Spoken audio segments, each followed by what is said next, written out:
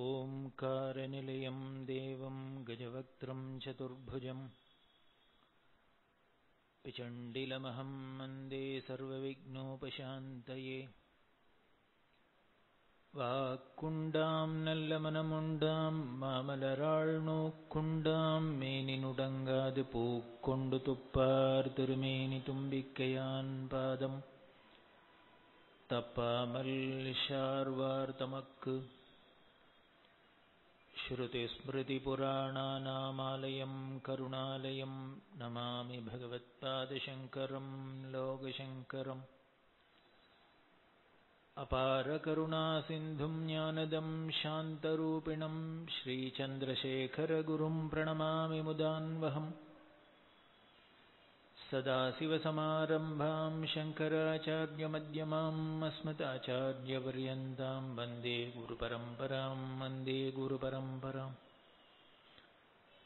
वसुदेवसुतं देवं कंसचाणूरमर्दनं देवकी परमानन्दं कृष्णं वन्दे जगद्गुरुम्। कुण्डलिकुमारि कुटिले चण्डिचराचरसवित्रि चामुण्डे गुणिनी गुहारिणी गुह्ये गुरुमूर्ते त्वां नमामि कामाक्षि। गुरुब्रह्मा गुरुर्विष्णुर्गुरुर्देवो महेश्वरः गुरुः साक्षात् परब्रह्म तस्मै श्रीगुरवे नमः।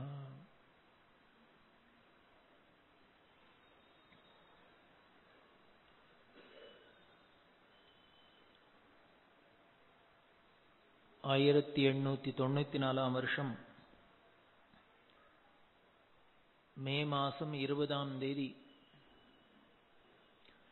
தமிழ்நாட்டில் விழுப்புரம் அப்படின்னு சொல்லக்கூடிய ஊர், ஜாகரணபுரி அப்படின்னு அதோட பேர், விழிப்பை கொடுக்கக்கூடியது.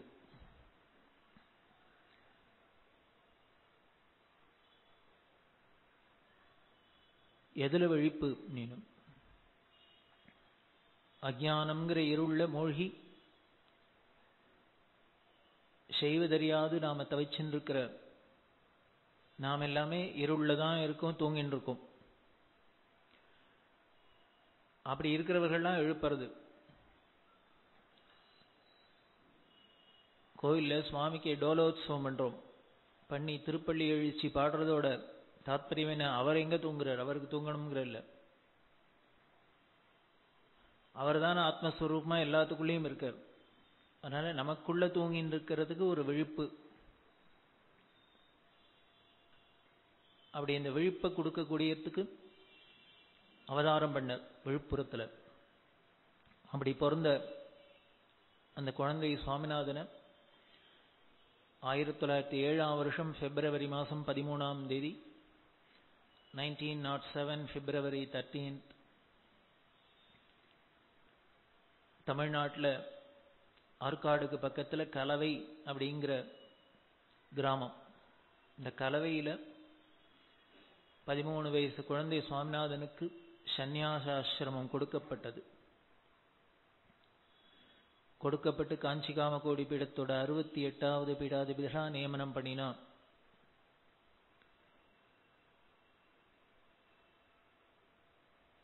அந்த சிச்சுவேஷனை நாம கொஞ்சம் கற்பனை பண்ணி பார்த்துக்கணும். உலக விவரம் தெரியாத ஒரு வயசு, 13 வயசு. ஆசிரமமும் ஒரு மனிதனோட வாழ்க்கையை 4ஆ பிரிச்சுது சாஸ்திரம். 4 விதமான ஸ்டேஜ். பாலபருவம், அதுக்கப்புறம் யௌவனம். இந்த பாலப்பருவத்தில் தான் நம்ம படிப்பு அறிவை வளர்த்துக்கிறோம், அது பிரம்மச்சரியம் அப்படின்னு சொல்றது. யௌவனத்தில் கிரகஸ்தன், குடும்பஸ்தன், குடும்ப வாழ்க்கை. அதுலேயே வயது கொஞ்சம் முதிர்ந்ததுக்கு அப்புறம் வானப்பிரஸ்தன் அப்படின்னு.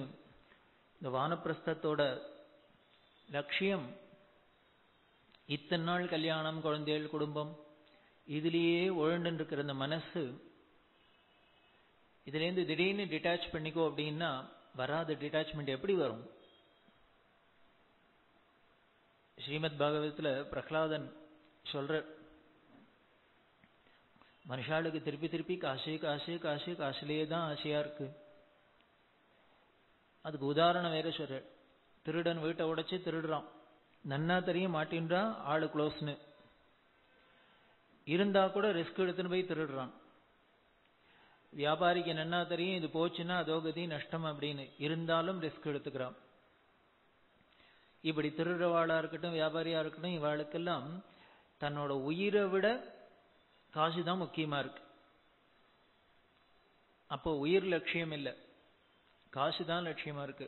அப்பேற்பட்ட வாழ்கிட்ட போய் அப்பேற்பட்ட உலகத்துல போய் பணத்தாசையை விடு விடுன்னு உபதேசம்னா இங்கேயான எடுபடுமா? கேட்கற வரைக்கும் நன்னா இருக்கும், சௌக்கியமா இருக்கும். இப்போ நான் இந்த க்ஷணமே நமக்கு ஞானம் வந்துட்டாப்லையும் விரக்தி வந்துட்டாப்லையும் இருக்கும். அது முடிஞ்சோடனே சார் ஒரு சந்தேகம் சார் அப்படின்னு நீங்க நம்ம சொல்றேள், அதை எப்படி விடலாம் சொல்லுங்க அப்படின்னு. அது தெரிஞ்சா நாங்க ஏன் இருக்கப்படும்? எல்லாரும் விடு விடுன்னு சொல்லத்தான் தெரியுது வழி, எப்படி விடுறதுன்னு தானே தெரியல. ஆசை அருமின் ஆசை அருமின் ஈசனோடாயினும் ஆசை அருமின். சொன்னவர் சாதாரணவர் இல்ல, பெரிய யோகீஸ்வரர். ஆசையை விட்டுடுங்கோ அப்படின்னாரு. ஆனால் வேடிக்கை என்னன்னார், அவருக்கு முதல்ல ஆசை விட்டுதா விடலைங்கிறதுக்கு சாட்சி என்ன, இந்த வார்த்தையே போரும் அப்படின்னு. ஈசனோடாயினும் ஆசையருமின். இங்க இருக்கிற மனுஷாலாம் பார்த்து ஆசைப்படுறவாள்லாம் பார்த்து ஆசைப்படாதன்னு சொல்லணுங்கிற ஆசை அவருக்கு இருந்ததோ இல்லையோ. ஐயோ இவாள்லாம் கஷ்டப்படுறாளே இந்த சம்சாரத்துல மாட்டின்ட்டு, இவாள்லாம் எப்படியான கடதேறினா தேவையில்லைன்னு ஒரு இருக்கோ இல்லையோ, ஆசை இருக்கோ இல்லையோ, இவாளெல்லாம் எப்படியான கரையை துண்ணும் அப்படிங்கிற அதுவே ஒரு ஆசை தானே. அப்படி இந்த பணத்தாசையை விடு விடுன்னா எப்படி விடுறது அப்படின்னு தான் தெரியல. இதுதான் பிரகலாத சுவாமி ஆச்சரியப்படுறார். இப்பேற்பட்ட உலகத்துல போய் பணத்தை ஆசையை விட்டுடுன்னா எங்கேருந்து விட முடியும் அப்படின்னு. அப்ப என்ன பண்ணலாம் அப்படின்னு, இந்த ஆசையை விடு விடுன்னா விட முடியாது. அப்ப ஆசைப்படுறதே இவனோட சுபாவமா இருக்கு. அப்ப என்ன பண்ணுன்னு, இந்த ஆசையை வேற எங்கேயானு டைவர்ட் பண்ணு, வேற இடத்துக்கு திருப்பு. இப்போ உன்னோட ஆசை முழுக்கலும் இதுலயே இருக்கு, இந்த சம்சாரத்திலேயே இருக்கு. அதுலேருந்து கொஞ்சம் மாத்திக்கோ, ஷிஃப்ட் பண்ண இங்கேருந்து அந்த பக்கத்துக்கு அப்படிங்கிறதுக்காக தான். அது எங்க பண்றது? சரி இங்க சம்சாரத்துல வேண்டாம், இனிமே வீட்டுல வேண்டாம், வேஷல்ல வேண்டாம், பொண்டாட்டிட்டு வேண்டாம், குழந்தைகள வேண்டாம், காசு பணத்துல வேண்டாம், எதுலையும் வேண்டாம். அப்ப அந்த ஆசையை அத்தனையும் கொண்டு முழுக்க வேற இதுல வைக்கிறது அப்படின்னு, அதைத்தான் கொண்டு பக்தி அப்படின்னு சொல்லி பகவான்கிட்ட வை, ஈஸ்வரன்கிட்ட வை அந்த ஆசையை. எனக்கு பழகி போயிடுத்தேன், திருப்பி திருப்பி பொண்டாட்டி புருஷன் குழந்தைகள் குட்டி இப்படியே தானே எனக்கு பழகி இருக்கு. அதை கொண்டு திடீர்னு எங்கேயோ இருக்கிற ஒரு ஈஸ்வரன்ட்ட வையின்னா என்னால பண்ண முடியலையே அப்படின்னா, அப்ப அந்த ஈஸ்வரனே அதுவாகவும் நினைச்சுக்கோ. உனக்கு எதுல பிரியம் இருக்கோ அந்த பிரியம் உள்ள வஸ்துவா அவனை பாவிச்சுக்கோ அப்படின்னு. ஒரு நாமாவளி பாடுறாளையா, அழுந்தோறும் எடுக்கும் அன்னை விழுந்தோறும் எடுக்கும் அப்பன் தொழுந்தோறும் காக்கும் தெய்வம் குருநாதன் எடுப்போர்க்கெல்லாம் குழந்தை அப்படின்னு. நீ எப்படி வேணா நினைச்சுக்கோ, அம்மாவா நினைச்சுக்கோ, அப்பாவா நினைச்சுக்கோ. துவமேவ மாதா ச பிதா துவமேவ பந்துஷ்ச சகா துவமேவ வித்யா திரவிணம் துவமேவ சர்வம் மம தேவ தேவ. உனக்கு என்ன பிடிச்சிருக்கோ, எதுல உன் மனசு அதுலயே ஒண்ணு இருந்ததோ அதுவா அவனை வச்சுக்கோ பாவி. அப்போ பாவிக்க பாவிக்க என்ன ஆயிடும் அப்படின்னு, உன்னோட இந்த ஆசைங்கிறது தோஷம்ங்கிறதே பக்தியா மாறிவிடுறது. ஸோ அதனால ஆசையை விட முடியாது, அதை வேற எங்கேயானும் மாத்தலாம், அல்ல ஷிஃப்ட் பண்ணலாம். அந்த ஷிஃப்ட் பண்றது ரொம்ப சுலபம் மாதிரி இருக்கு, அதுதான் இருக்கிறதுலே பெரிய கஷ்டம். விட்டுறது கூட முடிஞ்சு விடும் போல இருக்கு, மாத்துறது அப்படி.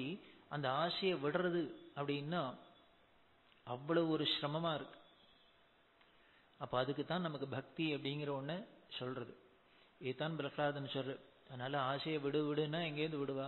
அப்ப என்ன பண்ண, இது அத்தனையாவும் இருக்கிற அந்த பகவானை பிடிச்சுக்கலாம். அப்படி இந்த பிரபஞ்சத்தோட நிலைமை அப்படி இருக்கிறதுனால இப்படி இருக்கிறது தான் தூக்கம். இதுலேருந்து நம்மளை விழிக்க வைக்கணும். அதுக்கு தான் தருவன் இருக்கு. எப்போ விழிச்சுக்கிறோம் அப்படின்னர், என்னதான் ஒரே இருட்டா இருந்ததுன்னா தூங்கிட்டே இருக்கும். ஒரு சூரியன் உதிச்சுடுத்து அப்படின்னா உடனே உதயம் ஆயிடுத்துன்னா வெளிச்சம் வந்துடுத்துன்னா முழிப்பு வந்துடுது. அதை போல அஜ்ஞானம்ங்கிற இருள்ல இருக்கிற நமக்கு ஒரு ஞான சூரியன் எழுந்ததுன்னா உதிச்சதுன்னா நம்மளோட அஜ்ஞானம்ங்கிற இருட்டு போயிடுறது, விழிப்பு ஏற்படுறது. அப்படி 13 வயசு குழந்தையா இருந்த இவருக்கு சந்நியாசாசிரமம் கொடுக்கப்பட்டது அப்படிங்கிறத பார்த்தோம்.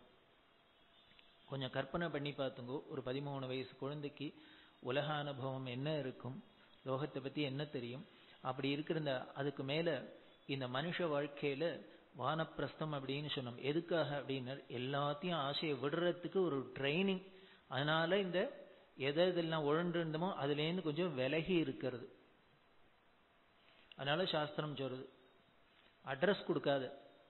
பொண்ணு பிள்ளைகிட்டெல்லாம் அட்ரஸ் கொடுத்துட்டு நான் இந்த காட்டில் தான் இருக்கேன், இந்த பர்ணசாலையில் இருக்கேன் அப்படின்னு நீ செல் நம்பரை கொடுத்துட்டு வந்தா என்ன பண்ணுவா? ஒன்னொன்னுக்கும் SMS பண்ணிட்டு இருப்பா, ஃபோன் பண்ணிட்டு இருப்பா. அதனால அப்போ இதுக்கு இங்கேயே இருந்துடலாம், சொல்லாத கொள்ளாத அப்படி இருந்து பழகிக்கோ. அப்படி இருக்க இருக்க உன் மனசுல ஒரு தனிமையில ருச்சி ஏற்பட்டு உனக்கு ஒரு பக்குவம் ஏற்பட்டதுன்னா அதுக்கப்புறம் எல்லாத்தையும் திறந்து இந்த குடும்பத்தை முழுக்க திறந்து சன்னியாசத்துக்கு போ. அது இல்லாத சன்னியாசத்துக்கு போயிட்டோம்னா என்ன பண்ணோம்னார், அப்புறம் இந்த லிங்க் இருந்துட்டே இருக்கும், அப்புறம் இந்த அஜ்ஞானம் அங்க போயும் இருக்கும். இந்த சன்னியாசத்துக்கு நம்மளை பக்குவப்படுத்துறதுக்காக தான் வானப்பிரஸ்தம் அப்படின்னு கிரகஸ்தாசிரமத்துக்கும் சன்னியாசத்துக்கும் நடுப்புற ஒரு ஆசிரமம் வானப்பிரஸ்தம். இந்த 4 ஆசிரமங்கள்ல மிக கடுமையான ஆசிரமம் சன்னியாசாசிரமம். அந்த ஆசிரம விதிகளை பார்த்தா நிஜமாவே பயமா தான் இருக்கும். தனக்கு வேணுங்கிறத எதையும் பண்ணிக்க முடியாது. தனக்கு சாப்பாடு வேணும் அப்படின்னா வயிறு இருக்கு, என்ன பண்றது? இந்த பிரகிருதி சுவாவப்படி நேச்சர் படி இருந்துதானே ஆகும். நம்ம மனசை வேணா எப்படி வேணா கண்ட்ரோல் பண்ணலாம். இந்த சரீரம் அப்படிங்கிறது அது பிரகிருதி ஸ்வபாவாது, அந்த பிரகிருதி சுவாவப்படி அது அதுக்கு வேளைக்கு பசிக்கும், தூக்கம் வரும், இனிமே இருக்கும், எல்லாம் இருக்குத்தான் இருக்கும் இந்த உபாதைகள்லாம். அப்படி இருக்கிற உபாதைகளுக்கு கூட இந்த புலநடக்கம் வரத்துக்காக என்ன பண்ணு, சாப்பாடை இவரே எடுத்துக்க முடியாது, யார்த்தையானு பிச்சை வாங்கி சாப்பிடணும். அது எப்படி இருப்பன் சன்னியாசி, ஒரு ஞானி எப்படி இருப்பன், ஒரு சூத்திரம் மாதிரி டெஃபினேஷன் மாதிரி சொல்ற பட்டினத்தார். பேய் போல் திரிந்து பிணம்போல் கிடந்து ஊரிடும் பிச்சை நாய் போல் அருந்தி நன் மங்கையரை தாய் போல் நினைந்து ஷேய் போல் இருப்பர். என்ன பவர்ஃபுல் வார்த்தை தெரியுமோ பா! அவரால் தான் சொல்ல முடியும். அப்படி வேற யாராலையும் நம்மளால, நமக்கெல்லாம் இந்த வார்த்தை கூட வராது வாயில, அவரால் தான் அப்படி சொல்ல முடியும். இவன் தெரிஞ்சாக்க எப்படி இருப்பான் அப்படின்னார், பேய் மாதிரி தெரியணும். இந்த பேய் என்ன பண்ணும், புளிய மரத்துக்கு வேப்ப மரத்துக்கு முருங்கை மரம் மாறிண்டே தாவி குச்சிட்டு இருக்குமா. என்ன ஏதான காரியமா? ஏதான ஆபீஸ்லேருந்து வீடா, வீட்லேருந்து ஆபீஸா? அதுக்கு என்ன காரியம்? எந்த மரத்துல இருந்தா என்னப்போ? என்னமோ தெரியல, அப்படி பேய் அலைச்சல் அப்படிங்க நாமளே சொல்றோமோ இல்லையோ, ஒரே அலைச்சலா ஒரே பேய் அலைச்சலா போச்சு சார் அப்படிங்கிறோம். வேற ஏன் எக்ஸாம்பிள் காமிக்கப்படாதோ அப்படின்னா, அலையறதுல இருக்கிறதுலே தி பெஸ்ட் பேய்னு தெரியுது. உங்களுக்கு எப்படி சார் தெரியும் அப்படின்னா தெரியாது, ஏதோ எல்லாரும் சொல்றா, சாஸ்திரம் சொல்றது, அவ்வளவுதான். இப்படி அலைஞ்சான்னா பேய் மாதிரி அலைச்சலா இருக்குமா? சரி, இப்படி அலைஞ்சாதான் பேய் அலைச்சலா இருக்கான் அப்படின்னா, இப்படி பேய் அலைச்சல் அலைஞ்சவனுக்கு சும்மா உட்காருன்னா முடியுமோ? உட்காரவே முடியாது. ரொம்ப ஆக்டிவா உத்தியோகம் பார்த்துருந்தவர் போய் ரிட்டையர் ஆயிடுத்துன்னா உட்காத்தி வச்சா என்ன பண்ண, அதுக்கப்புறம் வீட்டில் இருக்கிறவாள்லாம் அங்க இருக்க முடியாது. ஏதானும் நை நை நை நை நைன்னு நச்சரிச்சுன்னு இதுக்கு பயந்தனே மாமியெல்லாம் வந்துடுறா, சத் சங்கத்துக்கு போறோம். இவர் இருந்தா ஆத்துல எப்படிதான் ஆபீஸ்ல எல்லாரும் 60 வருஷம் தாங்கினாலோ. ஏன் அப்படின்னு, அது அப்படியே இருந்தது, பண்ணி பண்ணி பண்ணி அப்படியே இருந்ததுனால இந்த சரீரம் சும்மா விட மாட்டேங்கிறது. சும்மா இருந்தா இருக்கக்கூடாதோ இப்ப சௌக்கியமா, அது இருக்க விட மாட்டேங்கிறது. அப்படின்னா அந்த ஸ்வபாவம் இப்படி அலைஞ்சு அலைஞ்சு அலைஞ்சு அலைஞ்சு பெய்யா தெரிஞ்சு காரியம் பண்ணி பண்ணி பண்ணி பழக்கப்பட்ட மனசை சும்மா இரு அப்படின்னா அந்த சரீரத்தை சும்மா இருக்க மாட்டேங்கிறது. ஆனா இவன் ஞானி என்ன பண்ணுவான், அலையறத்தை இப்படி பெய்யா அலையறானா சரி இவன் அலையாத கடந்தா ஒரு இடத்துல உட்கார்ந்தா எப்படி இருப்பான்னு, பிணம்போல் கிடந்து. சும்மா உட்கார மாட்டான். டெட் பாடி எப்படி இருக்கும்? அது போட்டா போட்ட இடத்துல இருக்கும். நீ எத்தனை நாள் போட்டாலும் அத்தனை நாள் கிடக்க போறது. அது ஏதாவது பசிங்க போறதா, தாகங்க போறதா, இப்படி திரும்பணும் அப்படி திரும்பணும், ஏதான அதுக்கு ஏதான விசாரம் உண்டா? அது பாட்டுக்கு போட்டா போட்ட இடத்துல போட்டபடி கிடக்க போறது. அத மாதிரி இவன் என்ன பண்ணு, இவனுக்கு உயிர் ஒண்ணுதான் இருக்கே ஓடுறதை வழிய, ஆனா கிடக்கிறதே எப்படி கண்ணன் பிணம் மாதிரி கிடக்கான். பிணம் போல் கிடப்பன். ரெண்டு எக்ஸ்ட்ரீம் பாருங்க. இவன் அலையறதா இருந்தா பேயா அலையறான், கடக்கிறதா இருந்தா பிணம் மாதிரி கிடக்கான். பேய் போல் திரிந்து பிணம் போல் கிடந்து. இவர் எப்படி சாப்பிடுவார் அப்படின்னு, ஊரிடும் பிச்சை நாய் போல் அருந்தி. ஆச்சரியமா இருக்கு. இப்படி கூட ஒரு வார்த்தைகள் பதப்பிரயோகம் பண்ண முடியுமா? ஊரார் போடுற பிச்சையை எப்படி சாப்பிடுவான் அப்படின்னு, நாய் சாப்பிட்றாப்புல சாப்பிடும். ஒண்ணு முதல்ல நாய்க்கு ஏன் உதாரணம் சொன்ன, ருச்சி கிடையாது. எந்த நாயான்னு வந்து சொல்லுமா, நோ எனக்கு டயாபிட்டிஸ் அதனால இந்த ஸ்வீட்டை போடாதீங்க, உங்க வீட்டு சாம்பார்ல என்ன கொஞ்சம் உப்பு போடணும், ஏதானு சொல்லுமோ? நீ எத்த போட்டாலும் திங்கிறது. அது நல்லதோ கெட்டதோ, வீணா போனதோ வீணா போறதோ, உப்பு இருக்கோ உரப்பு இருக்கோ, எத்த போட்டாலும் அது பாட்டுக்கு லக்குன்னு சாப்பிட்றது. அத மாதிரி இந்த சன்னியாசி எப்படி பிக்ஷை பண்ணுவன் சாப்பிடுவன், நாய்க்கு போட்டா அது எப்படி ருச்சி இல்லாத ஒண்ணும் இல்லாத. இதோட இல்ல, நாய்க்கு ருச்சி பார்க்கறதோட இல்ல, ஏதாவது கௌரவம் பார்க்குமோ? எந்த நாயானும் ஏன் நேற்றுக்கு 11 மணிக்கு போட்டேன், இன்னைக்கு 1 மணிக்கு தான் போறேன், இனிமே உங்க வீட்டுக்கு வரமாட்டேன் ஏதான்னு சொல்லுமான்னு? நீ எப்போ போட்டாலும் அது திங்கும். ரோசம் கிடையாது. நேற்றுக்கு அப்படி போட்டியே, இன்னைக்கு இப்படி போட்டியே, எனக்கு விட்டு எறியறியே, என்ன அவமானப்படுத்தினே, ஏதானு கேட்குமா? கேட்காது. ஏதோ விழுந்துன்னா தின்னுட்டு போகும். அத மாதிரி சன்னியாசி எப்படி இருப்பன் ஞானின்னர், இந்த நாய் அருந்துறாப்புல இருந்துவன். அதனால நாய்ங்கிற பிரயோகத்தை போட்டார். அதுக்கு முதல்ல ருச்சி தெரியாது, அதே போல கௌரவம் பார்க்க தெரியாது. ஏன், இந்த ஈகோ ஒண்ணு இருந்தா, அகங்கிறது இருந்தாதான் அங்க பார்க்க முடியும். அது என்னமா என்ன கூப்பிடாதல, உங்க வீட்டுக்கு எப்படி சாப்பிடுறீங்க, அப்பதான் தோணும். இவனுக்கு அந்த ஈகோ கிடையாது. மூணாவது, நாய்க்கு மட்டும் இன்னொரு குணம் என்னன்னு, நீ என்னதான் வேண்டாத தூக்கி வீணா போனதை அதிட்ட போட்டா கூட சாப்பிட்டுட்டு என்ன பண்ணுது, நன்னியோட இருக்கு. மற்ற ஜீவராசிகள்லாம் நல்லதை கொடுத்தாலே நன்னி இல்ல. மற்ற ஜீவராசிகள் என்ன, பெத்த குழந்தைகளுக்கே இல்ல, இருந்ததுன்னா விருத்தாசிரமம் எல்லாம் வருமா என்ன? ஆனா இந்த நாய் மட்டும்தான், உனக்கு வேண்டாத விட்டு எறிஞ்சா கூட அதையும் சாப்பிட்டுட்டும் நன்னியோட இருக்கு. அதை போல இந்த ஞானியும் என்ன பண்ணுவனர், நீ என்ன பண்ணினாலும் அவனுக்கு கிஞ்சித் கொடுத்தாலும் அதை என்னைக்கும் மறக்காத அந்த நன்றியோட உனக்கு அருள் செய்யறான். நாய் போல் அருந்தி, அப்படி நாய் மாதிரி சாப்பிடும். சரி, இவருக்கு உலகத்துல லேடிஸை பார்த்தா எப்படி இருக்கும் அப்படின்னர், நன் மங்கையரை லேடிஸை பார்த்தா தாய் போல் நினைந்து. அவனுக்கு தெரிஞ்ச ஒரே ஒரு பொம்பளை மூஞ்சி ஒன்னே ஒண்ணுதான், எது, அம்மா மட்டும்தான். சோ அதனால இவனுக்கு எந்த பொம்பளையை பார்த்தாலும் தாயார் ஞாபகம் தான் வருது. நினைச்சு பாருங்க, எங்கேயானு வருமா அப்படி ஒரு பாவம்? நான் மங்கையரை தாய் போல் நினைந்து அப்படி இருப்பன். எப்படி இருப்பன், ஷேய் போல் இருப்பர், குழந்தை மாதிரி இருப்பேன். குழந்தை எப்படி இருக்கும், யாரை பார்த்தாலும் தாவறது, யாரை பார்த்தாலும் சிரிக்கிறது, எதுக்கு வேணுங்கிறவா உண்டா, வேண்டாதவா உண்டா, பிடிச்சது உண்டா, பிடிக்காதது உண்டா, ஏதான முதல்ல கவலை உண்டா, விசாரம் உண்டா, ஒண்ணும் இல்லை. அப்படியே நிர்மலமா இருக்கு. அந்த குழந்தைகளை யாரா இருந்தாலும், எந்த குழந்தையா இருந்தாலும் நம்மள அறியாத ஒரு ஈர்ப்பு ஆகர்ஷணம் ஏற்படுறது அப்படின்னா அது காரணம் என்னன்னு, அது உள்ளுக்குள்ள இருக்கிற அந்த சித்தம் நிர்மலமா இருக்கு, பியூரா இருக்கு. அது நம்மள அறியாத கவர்றது. இவ்வளவு கல்மஷம் நமக்கு இருந்தா கூட அப்படி இந்த பியூரிட்டியை பார்த்தோன்னா நம்மள அறியாத ஒரு ஆகர்ஷணம். அதை போலதான் இந்த ஞானிக்கும் உள்ளுக்குள்ள கர்மஷம் இல்ல, ராகம் இல்ல, துவேஷம் இல்ல, காமம் இல்ல, குரோதம் இல்ல, இப்படி ஒண்ணும் இல்லாத நிர்மலமா இருக்கிறதுனால அவனை பார்த்தாலே எல்லாருக்கும் ஒரு பிரேம. பார்த்துட்டே இருந்தா ஒண்ணும் இல்லை, ஒரு போட்டோ தானே, இப்படி விதவிதமா போட்டோ. இந்த பெரியவா படத்தை பாருங்க, யாராலையானும் கண்ணை இந்த திருப்ப முடியறதா, நம்மள அறியாத ஒரு க்ஷணமானும் அங்க லைக்கிறதா இல்லையா? அதுக்கு என்ன பண்ணாரு, ஏதான மேக்கப் பண்ணிட்டு வந்தாரா, பியூட்டி பார்லர் போனாரா, என்ன பண்ணினார்? ஒண்ணும் இல்லை. அந்த உள்ளுக்குள்ள இருக்கிற அந்த அழகு, அகத்தழகு முகத்துல அது நிர்மலமா இருக்கிறதுனால இதுவும் அப்படியே அலர்ந்த முகமா இருக்கு. ராமனோட முகத்தை சொல்றதே வால்மீகியும் கம்பரும் சொல்ற அன்றலர்ந்த செந்தாமரை அப்படிங்கிற. இப்பதான் பூத்த, ஃப்ரெஷ்ஷா பூத்தது. ஏதோ 5-6 நாளைக்கு முன்னால ஃப்ரிட்ஜில் வாங்கி வச்ச தாமரை இல்லை, ஃப்ரெஷ்ஷா இருக்கு. அப்படி பார்க்கறதுக்கே அழகா இருக்கு. அந்த குழந்தை மாதிரி இருப்பன். இதுதான் ஞானியோட லட்சணம். சொல்றவர் பரமஞானியான பட்டினத்தடிகள்.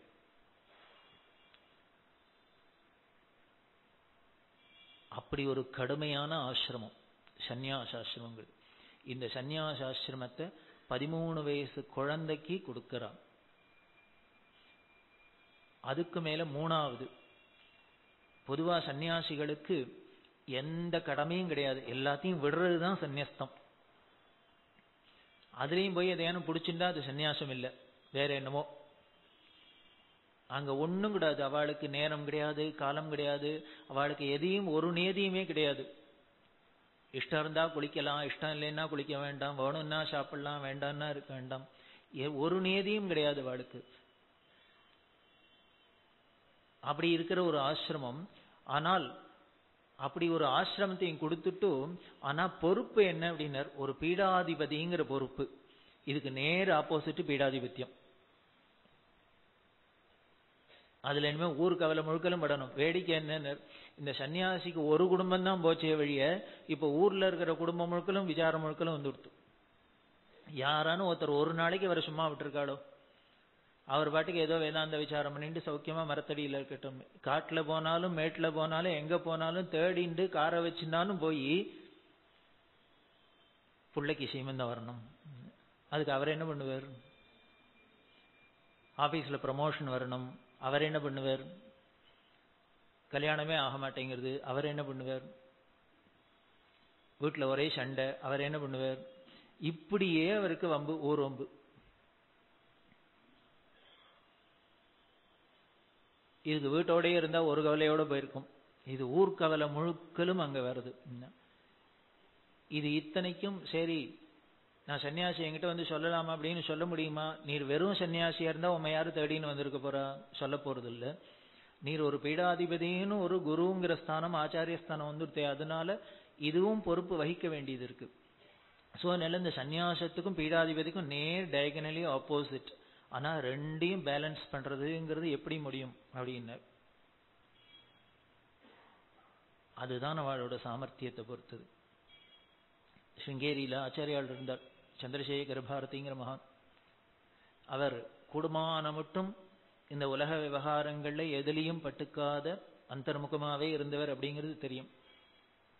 ஆனா பெரியவாள்கிட்ட ரொம்ப அசாத்திய பிரியம், அந்யோன்யம் 2 பேருக்கும். அப்படி இருக்கிறதே அவர்கிட்ட சொல்றா, இவா ஊர் முழுக்கலும் சுத்திண்டு விவகாரம் பண்ணியிருந்தார், அவர் உள்ளே இருந்தார். அப்ப சொல்றா, அவர் இப்படி ஊர் முழுலா போய் எல்லாம் பண்ணிட்டு இதுங்கிறாரு, நீங்க மட்டும் அதெல்லாம் பண்ண வேண்டாமா, இங்கே இருக்கு. அதுக்கு அவர் சொன்னது, அதுக்கு என்ன பண்றது, இந்த ரெட்டை குதிரை சவாரி அவருக்கு தான் வருதுன்னு. 2 குதிரையில சவாரி பண்ண சாமர்த்தியம் அவருக்கு தான் இருக்கு அப்படின்னு. உள்ளேயும் பார்த்துக்க முடியுது, வெளியிலையும் பார்த்துக்க முடியும், அந்த சாமர்த்தியம் அவருக்கு இருக்கு.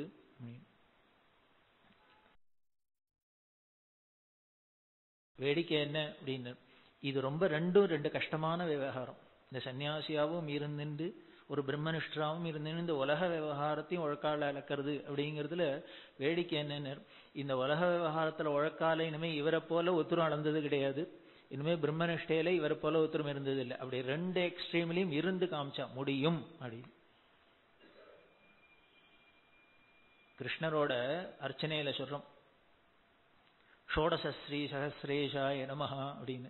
1 இல்லை 2 இல்லை, ஒரு பொண்டாட்டி 2 பொண்டாட்டி வச்சிருந்தாலே உலகம் திண்டாருது. இவருக்கு 16,000 பத்தினிகள். இப்படி இருந்தவரை சும்மா அப்படின்னா, ஒரு 16,000 பொண்டாட்டியோட ஒருத்தன் கொடுத்தனம் பண்ணினான்னா அவன் எப்பேற்பட்டவனா இருக்கணும். ஆனா பின்னாலே நாமா விளையிறது, அநாதி பிரம்மச்சாரிணே நமஹா அப்படின்னு. ஒரே ஒருத்தருக்கே நாமாவளியில 16,000 பொண்டாட்டி காம்டையானே நமஹா, இனிமே அநாதி பிரம்மச்சாரிணே நமஹா. இது எப்படியா, இதுவும் அதுவும் ஏதான சம்பந்தமே. அதுதான் அவரோட, அப்படி இருக்கிறதுனால்தான் அவர் பகவான். 2ஐயும் எப்படி மேனேஜ் பண்ற சாமர்த்தியம் இருக்கிறதுனால்தான். அப்படிதான் நீங்க பெரியவா ரெண்டுத்தையும் மேனேஜ் பண்ண முடிஞ்சது அவளால. அந்த அமானுஷ்ய சக்தி, திவ்ய சக்தி. இப்படி மடத்து நிர்வாகம்ங்கிற ஒரு பொறுப்பு இத்தனைக்கு நடுப்புற மடம் 2 சுவாமிகளை ஒரு வார வித்தியாசத்துல சித்தி ஆயிருக்கிற ஒரு சிச்சுவேஷன். அப்படின்னா அன்னைக்கு அந்த சமயத்துல மடம் எப்படி ஒரு பயம், பீதியில, ஒரு துக்கத்துல இருந்திருக்கணும். அப்போ பார்த்து இவருக்கு சரி இதெல்லாம் முன்னாலே சொல்லி வச்சிருந்தாளான்னு தெரியாது. இவருக்கு இந்த கலவை வர வரைக்கும் நாம தான் அடுத்த சுவாமிகள்ங்கிறது தெரியாது. அதுதான் வேடிக்கை. பின்னால பாரதிய வித்யாபவனுக்கு பெரியவா what life has dot me அப்படின்னு ஒரு ஆர்டிகிள் அதுல சொல்றா. எனக்கு தெரியாது. ஏன்னா இவருக்கு முன்னால 8 நாள் இருந்த சுவாமிகள் பெரியவாளோட அண்ணா முறை, பெரியம்மா புள்ள, அம்மா மகாலட்சுமி அம்மாக்கு ஒரு அக்கா, அவளோட புள்ள. வேடிக்கை என்னன்னு, இந்த ஒரே பீடத்துல அண்ணா தம்பி 2 பேரும் குரு சிஷ்யால பீடாதிபதிகள் கண்டினியூஸா. அவர் 67, இவர் 68. இது எப்படி இருக்குன்னு, ஒரே குடும்பத்துல ஒரே பகவான் தசாவதாரத்துல 2 அவதாரம் ஒரே சமயத்துல ஒரே குடும்பத்துல. பலராமராவும் இருந்தார், கிருஷ்ணராவும் இருந்தார். அவளும் 2 பேருமே பெரியமா புள்ள சித்தி புள்ளதான். இதுவும் அதே பெரியமா புள்ள சித்தி புள்ளதான். அண்ணா அப்படி இருந்ததுனால சரி அவருக்கு தான், ஏன்னா அவர் அண்ணாக்கு சன்னியாசம் கொடுத்து சுவாமிகளா ஆயிட்டார் அப்படிங்கிறது தான் தெரியும்.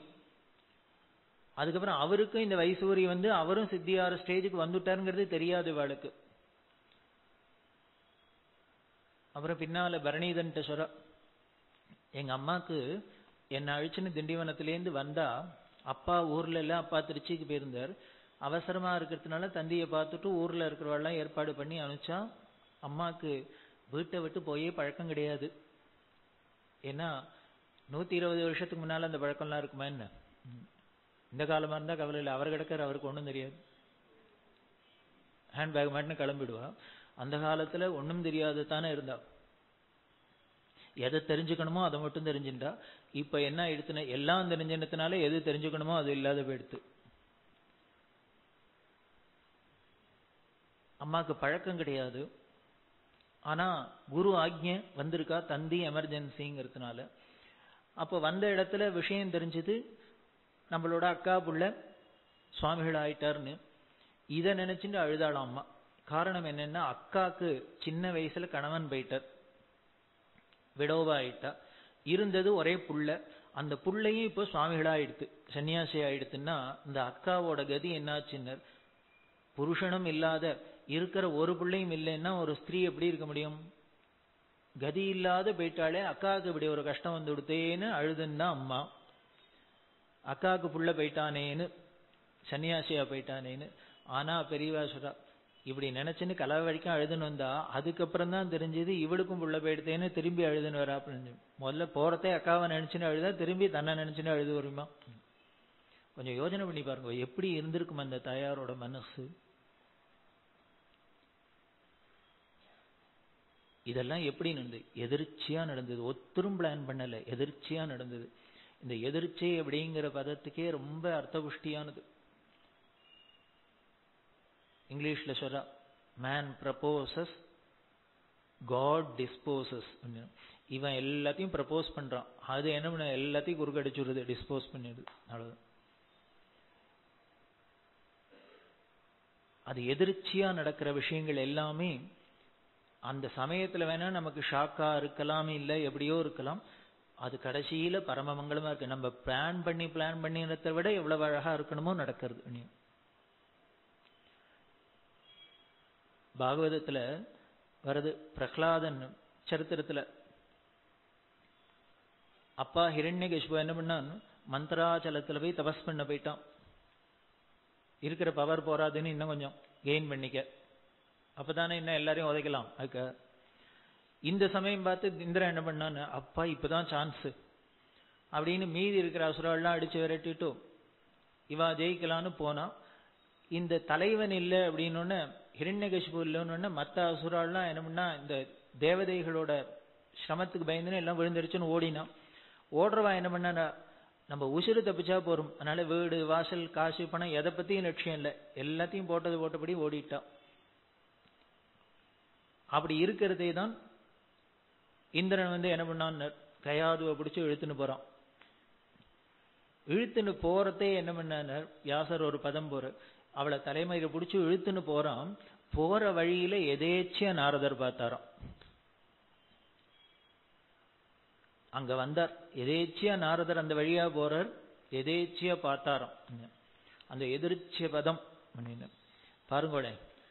ஒரு எதேச்சியா இந்திரன் இழுத்துன்னு போக, இரண்யகசிபு பத்னிய, அதுவும் கர்ப்பிணியா இருக்கா, அவளை இழுத்துன்னு போக, அந்த சமயம் பார்த்து நாரதரா வரணும் இத்தாப்புல, அவருக்கு வேற வேலை இல்லையோ, ஏதோ டியூட்டியில போனா அந்த பக்கம் வந்துட்டார், பார்த்துட்டார் எதிர்ச்சியா பார்த்து. அப்போ உடனே சொல்றார், எதுக்கு பாவம் இன்னொருத்தனோட பொண்டாட்டி, உனக்கு முதல்ல அழகா உன்னோட கௌரவத்துக்கு, அவ கர்ப்பிணியா வேற இருக்கா, அவளை எதுக்கு இழுத்துன்னு போற அப்படின்னு.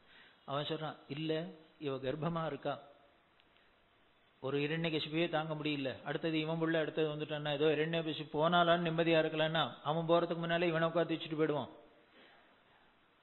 அதனால இந்த குழந்தை பிறந்தோன்னு அதை தீர்த்து கட்டிட்டு அவளை நான் ஒண்ணும் பண்ண மாட்டேன், அந்த குழந்தைய மட்டும் பிறந்தோன்னு அதை வதம் பண்ணிடுறேன், பிறந்தோடனே வதம் பண்ணிடுறேன், பண்ணிட்டு நான் அவளை விட்டுடுறேன் அப்படின்னு. அப்போ நாரதர் சொல்றார், அதை மட்டும் தப்பு பண்ணாத அப்படின்னு. இது வயத்துல வளர்றது அசுர குழந்தை இல்ல, பரம பாகவதோத்தமன் வளர்றான்ப்பா. இவன் அழிக்கிறதுக்கு இல்ல, உலகத்திலேயே எல்லாரோட அஜ்ஞானத்தையும் அழிக்க போறான், அத்தனை பேருக்கும் பக்தியை விளக்க போறான். அப்படி பரம பாகவதோத்தமன் இருக்கான். அதனால இந்த தப்பை மட்டும் பண்ணாத, விட்டுடும் அப்படின்னு அவர் சொல்ல இந்திரன் விட்டுட்டு போறான். அதுல ஒரு வார்த்தை போட்டிருக்கார் வியாசர், என்னன்னு, இப்படி நாரதர் சொன்னதுனால இந்திரன் என்ன பண்ணாரு, அந்த கயாதுவை பிரதட்சணம் பண்ணி நமஸ்காரம் பண்ணிட்டு போனானா. என்ன ஒரு பாகவதன் என்ன சுமந்துன்னு இருக்கு. எதர்ச்சியா நாரதர் வந்ததோட பலன் என்னன்னு, முதல்ல பிரகலாதனை பார்த்தது யாருன்னு நாரதரோட திருஷ்டி பெற்றது, அடுத்த ரெண்டாவது தெரிஞ்சினவன் இந்திரன். இது பாகவதத்துல இந்த கதை வருது. அப்போ போடுறதை நாரதர் பிளான் பண்ணிட்டு வந்தார்னு சொல்லல, எதிர்ச்சியா வந்தார். அன்னைக்கு மட்டும் நாரதரை பார்க்காத இருந்திருந்தா என்ன ஆயிருக்கும் அப்படின்னு.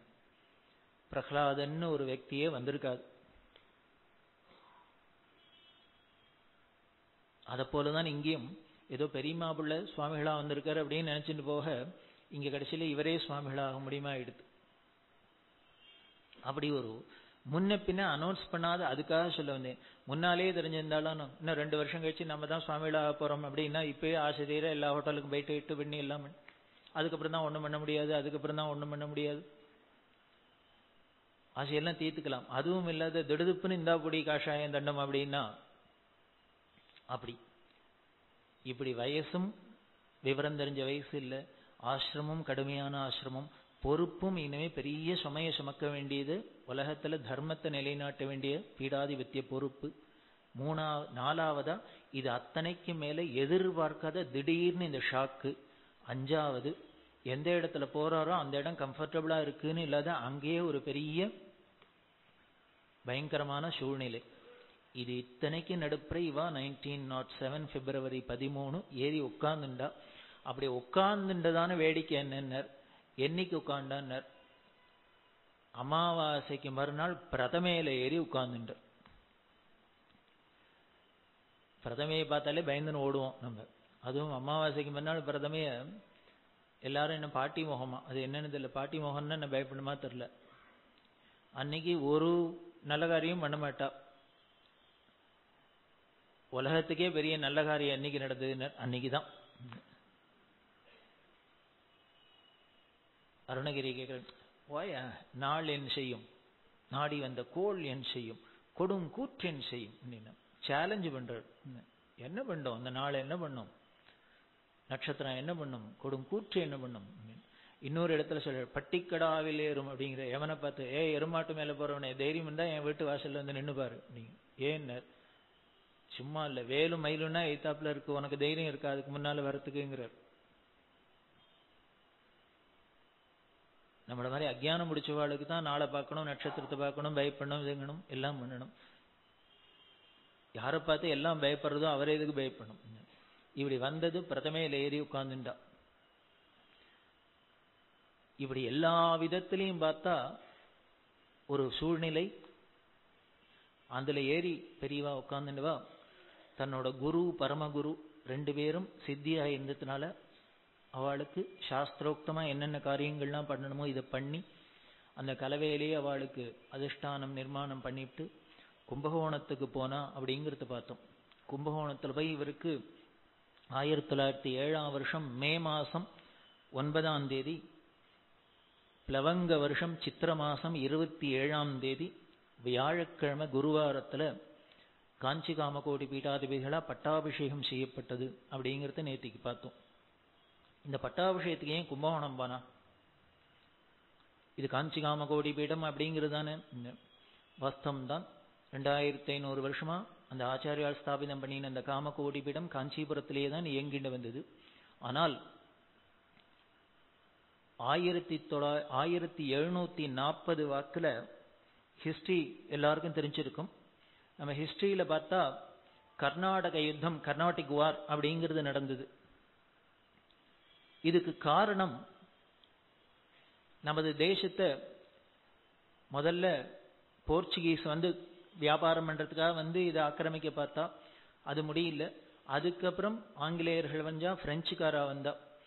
இவர்கள்லாம் வியாபார நோக்கில் இங்க அப்புறம் கொஞ்சம் கொஞ்சமா இந்த தேசத்தை அபகரிக்கிற போட்டா போட்டி நடந்த இந்த காலம். அப்ப இந்த பிரெஞ்சுக்கும் ஆங்கிலேயர்களுக்கும் சண்டை. இந்த சண்டைன்னா டைரக்டா சண்டை கிடையாது. இவ என்ன பண்ணினா, நமது தேசத்துல பல விதத்துல குறுநில மன்னர்கள்லாம் இருந்த அந்த ராஜாக்களுக்கு ஒன்னா பிரெஞ்சு ஆசை காட்டி தன்னோட பக்கம் இழுத்துக்கும், இல்லையா ஆங்கிலேயர்கள் ஆசை காட்டி தன் பக்கம் இழுத்துப்பா.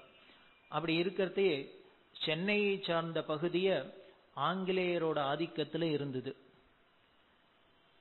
ஆற்காடு முதலான இடத்தெல்லாம் என்ன பண்ணா, ஆற்காடு நவாப பிரெஞ்சுக்காரா உடனே அவரை ஆற்காடு நவாப தம் பக்கம் இழுத்துண்டா, ஆசை காமிச்சு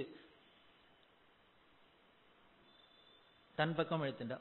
இப்ப என்ன பண்ணினா அப்படின்னா, இப்படி தம் பக்கம் இந்த பக்கம்னு எடுத்துக்கிறவா 2 பேரும் இந்த ராஜாக்களை ஒருத்தர் மோத விட்டுக்கிறது லோக்கல்ல பண்ணினா ஊரு 2 பட்டா கூத்தாடிக்கு கொண்டாட்டம் அப்படின்னு.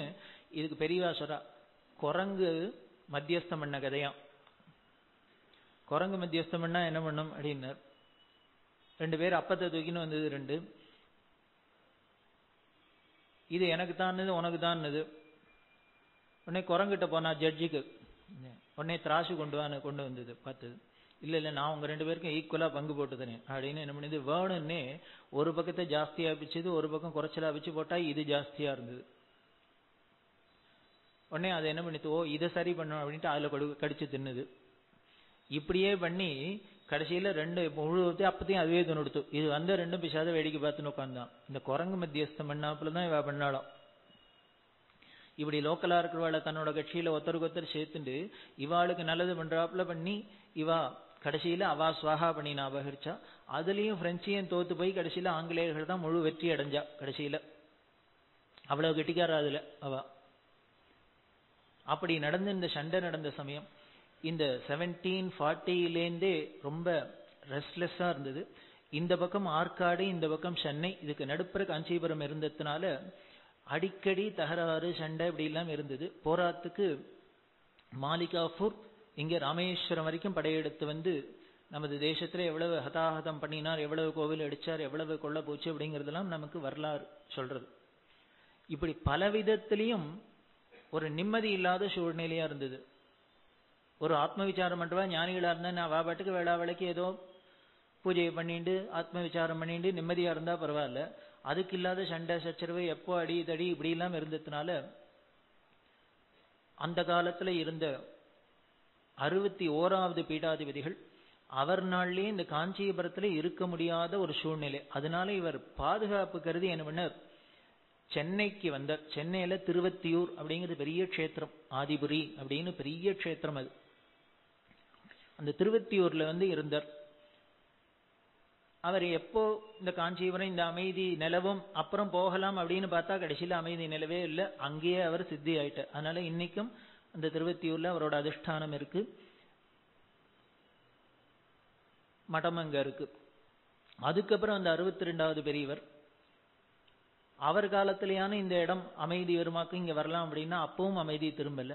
அதனால அவர் என்ன பண்ணினார், இந்த சென்னையிலையும் இந்த இடத்துலயும் தகராறு ஆரம்பிச்சு விட்டதுனால இங்கேருந்து எங்கேயானு தட்சிண திக்கில தான் போகலாம். இருக்கிறதுலே எவ்வளவு கலவரம் நடந்தாலும் நாட்டுல இருக்கிறதுலே சேஃபஸ்ட் எங்கன்னா சவுத் இந்தியா தான், எஸ்பெஷலி தமிழ்நாடு.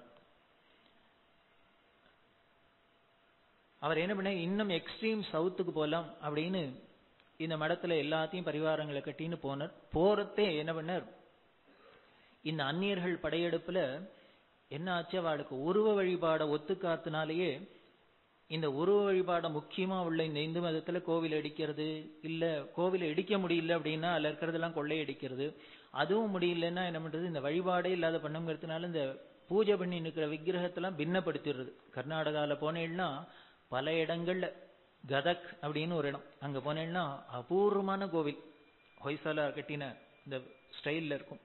அதுல ஃபர்ஸ்ட் கிளாஸ் சரஸ்வதி இருப்போம், பார்த்தா கை ஒடிஞ்சிருக்கும். ஏன்னா நமக்கு சாஸ்திரம் வேற இருக்கு, இந்த பின்னப்பட்ட விக்கிரகத்தை பூஜை பண்ணப்படாது அப்படிங்கிறதுனாலே என்ன பண்ணுவாங்கன்னா பூஜை பண்ணி இருக்கிறதெல்லாம் பின்னப்படுத்திடுறது.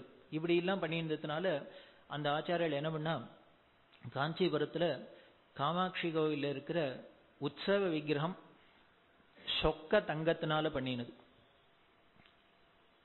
அதுக்கு பேர் அபரஞ்சி அப்படின்னு சொல்றோம். அந்த 24 கேரட்டுக்கு மேல சுத்தமான தங்கம், அபரஞ்சின்னு பேரு. அது அந்த சொக்க தங்கத்தினால விக்கிரகம். இது விடங்கமூர்த்தி அப்படின்னு ஒரு ஆளு செதுக்கினது இல்ல. பிலாகாசத்திலேருந்து காமாட்சி ஆவிர்பவிச்சா, உடனே பிரம்மாதி தேவதைகள்லாம் ஆராதிச்சா. அப்போ பிரம்மா உற்சவம் பண்றதுக்காக என்ன பண்ணார், உற்சவ விக்கிரகம் பண்ணார். மயனை கூப்பிட்டார், அம்பாளை பண்ணி கொடுன்னர். மனசுல நினைச்சா காமாட்சி விக்கிரகம் வந்துருத்தோம். அப்படி வந்தது கல்பிதமான விக்கிரகம். அதுக்கு பேரு, அதனால்தான் பங்காரு காமாட்சி அப்படின்னு பேரு.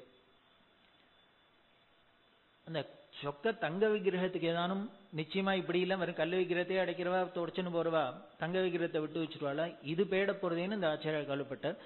மற்றதா இருந்தா, நாம பண்ணினதா இருந்தா வேற இது போயிடுத்துனா இன்னொன்னு பண்ணி வச்சுக்கலாம்.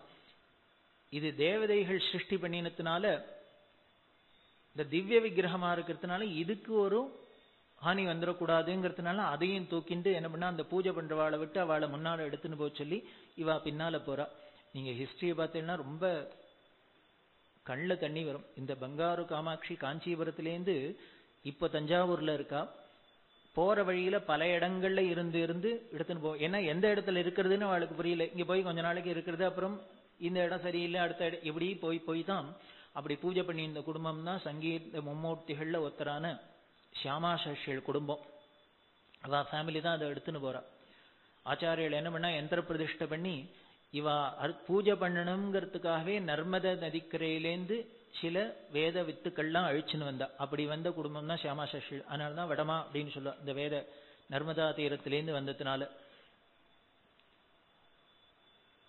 அப்படி பூஜை பண்ணி இந்த குடும்பம் அப்படி போறதே தான் பல இடங்கள்ல போய் தங்கி, என்ன அப்பப்போ அந்தந்த காலத்துல பூஜையும் பண்ணிக்கணும், ஆனா இது வெளியிலையும் தெரியக்கூடாது, இப்படி எல்லாம் ரகசியமா எடுத்துன்னு போனதுனால திருவாரூருங்கிற இடத்துல போய் இருக்கிறதே தான் சியாமா சஷ்யல் அங்க பிறந்தது. அதுக்கப்புறம் சில காலத்துக்கு அப்புறம் தஞ்சாவூருக்கு போறது காமாட்சி அம்பாள். இப்படி அவ தூக்கின்னு போனா, எப்படி தூக்கின்னு போனான்னு ஹிஸ்டரியில இருக்கு. இந்த காமாட்சி அம்பாள இந்த சொக்க தங்க விக்கிரகம் இதை தூக்கின்னு போனாக்க, கோவில்ல இருக்குன்னு தெரிஞ்சாலே கொள்ளையடிச்சிருவான்னா, நீ கோவிலுக்கே போவேன்னா நடு ரோட்லயே பிடிங்கின்னு போயிடலாம், கொள்ளை போயிடும். அதுக்காக என்ன பண்ணாளான்னு, அந்த அம்பாளை எல்லாருக்கும் நாட்டுல ஒரு பயம். இந்த அம்மை வசூரி அப்படின்னாலே ஒரு பயம் உண்டு, அது எல்லா மதஸ்துக்களுக்கும் உண்டு. அந்த காலத்துல இந்த பெரியம்மை அப்படிங்கிறது ரொம்ப பெரிய விஷயம், அதை பார்த்தாலே எல்லாரும் பயப்படுவா. அதனால அந்த அம்மை போட்டி அந்த குழந்தைய போயிடுத்துனா குளிர்ந்து போயிடுத்து அப்படின்பா. அந்த அம்மை போட்டி காலமான குழந்தைகளை என்ன பண்ணா, ஒரு தூளியில கட்டி சுடுகாட்டுக்கு எடுத்துன்னு போவா அங்க சம்ஸ்காரம் பண்றதுக்காக. அத மாதிரி இந்த காமாட்சிய ஒரு தூளி கட்டி அதுல வேப்பலையை போட்டு மூடி, யாரானு கேட்டா இல்ல எங்க வீட்டு குழந்தை போயிடுத்து அம்மா போட்டி, அதனால சுடுகாட்டுக்கு எடுத்து. இப்படி காமாட்சி போயிருக்கா. வேடிக்கை பாருங்க, அம்பாளோட தலை எழுத்தே எப்படி இருக்கு அப்படின்னா. அப்படியாக்கும் காஞ்சிபுரத்திலேருந்து தஞ்சாவூர் வரைக்கும் போனா பங்காரு காமாட்சி. அப்படின்னு இதை எதுக்கு சொல்றேன் அப்படின்னா, அப்போ அந்த வட்டாரங்கள்ல எப்படி ஒரு சிச்சுவேஷன் இருந்திருக்குங்கிறத நம்ம கற்பனை பண்ணிக்கணும். அப்படி இருக்கிற இடத்துல இவரால எப்படி இருக்க முடியும்? இந்த ஆச்சாரியாலும் என்ன பண்ணினர், சந்திரமௌலீஸ்வரர் எடுத்துன்னு பூஜைகள் எல்லாத்தையும் தூக்கிண்டு பின்னாலேயே போறா. போற இடத்துல உடையார்பாளையம் அப்படிங்கிற இடம் கங்கை கொண்ட சோழபுரத்துக்கு பக்கத்துல இருக்கு. அந்த உடையார்பாளையத்துல ஒரு ஜமீன்தார், பாளையக்காரர்கள் அப்படின்னு சொல்லுவா. இவ ஒரு ஜமீனா இருந்தா கூட ஒரு ராஜா மாதிரி ஆட்சி பண்ணியிருந்தா. இவர்களுக்கெல்லாம் குலகுருவா இருந்ததுனால காஞ்சி காமகோடி பீடாதிபதிகள் இந்த ஆச்சாரியால் இப்படி வராருங்கிறத தெரிஞ்சுன்னு இந்த உடையார்பாளையத்தோட பெருமையே என்ன அப்படின்னா, பலவிதமான, இது ஒரு தரம் இல்ல, பல சந்தர்ப்பங்கள்ல அங்கங்க நடந்திருக்கு. காஞ்சிபுரத்துல இந்த வரதராஜர் கோவிலை விட்டு போய் வெளியில இருக்கிறாப்புல இருந்திருக்கு. சிதம்பரத்துல நடராஜா இருந்திருக்கார், திருவாரூர் தியாகராஜர், ஸ்ரீரங்கம் ரங்கநாதர், காஞ்சி காமாட்சி, இப்படி பல ஊர்ல பல மாதிரி சிரமங்கள்லாம் வரத்தை இவ அந்த ஊர்க்காரெல்லாம் பயந்து பயந்துன்னு அந்த சுவாமியை ப்ரொடெக்ட் பண்றதுக்காக தூக்கி தூக்கின்னு வந்திருக்கா. அத்தனை சுவாமியும் ப்ரொடெக்ட் பண்ணினது இந்த உடையார்பாளையம் ஜமீன். இன்னைக்கும் அந்த ஊர்ல போனேலாம் பெருமாள் கோவில் இருக்கு, சிவன் கோவில் இருக்கு. பைரணீஸ்வரன் சிவன் கோவில், பெருமாள் கோவில். அந்த கோவில் பெருமாள் கோவில் பிராகாரத்துல வரதராஜ மண்டபம், ரங்கராஜ மண்டபம், இப்படி மண்டபம் எல்லாம் இருக்கு. சிவன் கோயில போனா நடராஜ மண்டபம், தியாகராஜ மண்டபம், காமாட்சி மண்டபம் அப்படின்னு இன்னமும் இருக்கு. அப்படின்னா அந்தந்த சமயத்துல அங்கங்க வச்சு இந்த சுவாமியை ப்ரொடெக்ட் பண்ணியிருக்கா. அப்புறம் அந்த இடத்துல நார்மல்சி வந்தோடனே திருப்பி பழைய இடத்துல கொண்டு யதாஸ்தானத்துல வச்சிருக்கா. இப்படி கோவில்ல சுவாமிகளுக்கு எல்லாமே கஷ்டம் வந்த சமயத்துல ப்ரொடெக்ட் பண்ணின அந்த உடையார்பாளையம் ஜமீன், அந்த குடும்பம் இன்னைக்கு எப்படி இருக்குன்னு, எலக்ட்ரிக் பில்லு கட்டுறதுக்கு பணம் இல்லை. அந்த அரண்மனை இன்னைக்கு போய் பார்த்தேன்னா நிஜமாவே கண்ணால தண்ணி வரும். நாங்க அதை இன்டர்வியூ பண்ணியே வெப்சைட்ல போட்டிருக்கோம். இப்படி உலகத்துல நம் தேசத்துல இப்படி ஒரு மத கலவரங்கள்லாம் ஏற்பட்டு பலவிதத்துல நமதுக்கு சோதனைகள்லாம் வந்த காலத்துல நமது பொக்கிஷமான இந்த சுவாமிகளுக்கெல்லாம் ஒரு ப்ரொடெக்ஷன் கொடுத்து இப்படி காப்பாத்தின ஒரு குடும்பம் இன்னைக்கு எப்படி இருக்கு சிரம திசையில. அப்படி காரணம் எல்லாம் போச்சு. ஜமீன்தாரா இருந்ததுனால அந்த ஜமீன்தாரி ஒழிப்பு சிஸ்டத்துல எல்லாம் போனதுனால எல்லாம் போய் அப்படியே இடிபாடோட ஒரு அரண்மனை, அதுல ஓரமா இவா இருக்கா. பெரியவா ரொம்ப அவள்கிட்ட ஃபீல் பண்ணியிருக்கா. அவ அந்த ஜமீன்தார் பிள்ளைக்கு கல்யாணம் வந்து பெரியவாள்கிட்ட பத்திரிகை வச்சா. பத்திரிகை வச்சதுன்னா கூட இருந்தவருக்கு தெரியல, இவர் ஏதோ உடையார்பாளையம் உடையார்பாளையம் அப்படின்னா பாக்குறதுக்கு என்ன எப்போ என்னைக்கோ ஜமீன்தாரா இருந்தா இன்னைக்கு சாப்பாட்டுக்கே கஷ்டப்படுறவா எப்படி இருப்பா. இவர் சாதாரண கொஞ்சம் பெரியவா. அப்புறம் சொல்றா, ஏய் அவன் இன்னைக்கு இப்படி இருக்கான்டா, ஒரு காலத்துல பெரிய ஜமீன்தாரா இருந்தவன்டா. ஜமீன்தாரா இருந்தாங்கிறதுக்காக இல்ல, உலகத்துல அத்தனை பேருக்கும் சோதனை வந்த காலத்துல அத்தனை பண்ணின ஆஸ்திக குடும்பம், காலத்தோட கோளாறு இப்படி இருக்கு அவளுக்கு அப்படின்ட்டு புடவை வேஷ்டி அது இது. பெரியவா என்னன்னா இவாளுக்கு புடவை வேஷ்டி இல்ல, அவ ஜமீன்தார் குடும்பத்துல கல்யாணத்துக்கு வருவா அத்தனை பேருக்கும் புடவை வேஷ்டி கொடுக்கணும், எல்லாம் பெரியவா மடத்திலேருந்து பண்ணணும் அப்படின்னா.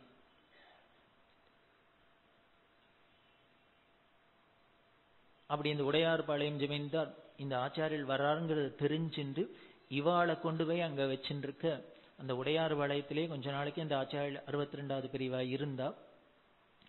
ஆனால் இதை தெரிஞ்சின்றார் தஞ்சாவூர்ல ராஜாவா இருந்த பிரதாபசிம்மன் அப்படிங்கிற ராஜா, மகாராஷ்டிர டைனாஸ்டி ஆண்டு இருந்தது. பிரதாபசிம்மன் அப்படின்னு ராஜா. இந்த ராஜாக்கு இந்த விஷயம் தெரிஞ்சோன்னே என்ன பண்ணான், தன்னோட ஆச்சாரியாளா இருந்ததுனால நேர தன்னோட மந்திரி டபீர் பந்த் அப்படிங்கிற மந்திரி அவரை நேர உடையார்பாளையத்துக்கு அனுப்பிச்சு இந்த ஆச்சாரியாள்கிட்ட பிரார்த்தனை பண்ண சொல்லி, நீங்க காஞ்சிபுரத்தில் இருக்க முடியலன்னா நீங்க ஒண்ணு பண்ணுங்க, எப்ப காஞ்சிபுரத்தை விட்டு கிளம்பி இங்க வந்தாச்சோ இந்த ஒரு நம்மளோட ஆளுகைக்கு உட்பட்ட இந்த சோழ தேசத்துல இருக்கிற ஒரு ஜமீன்தார் தான் இவா. அதனால இதை விட ராஜதானியான தஞ்சாவூர்ல இருந்தா ராஜாவோட ப்ரொடெக்ஷன்ல இருந்தா இன்னும் சௌரியமா இருக்கலாம்.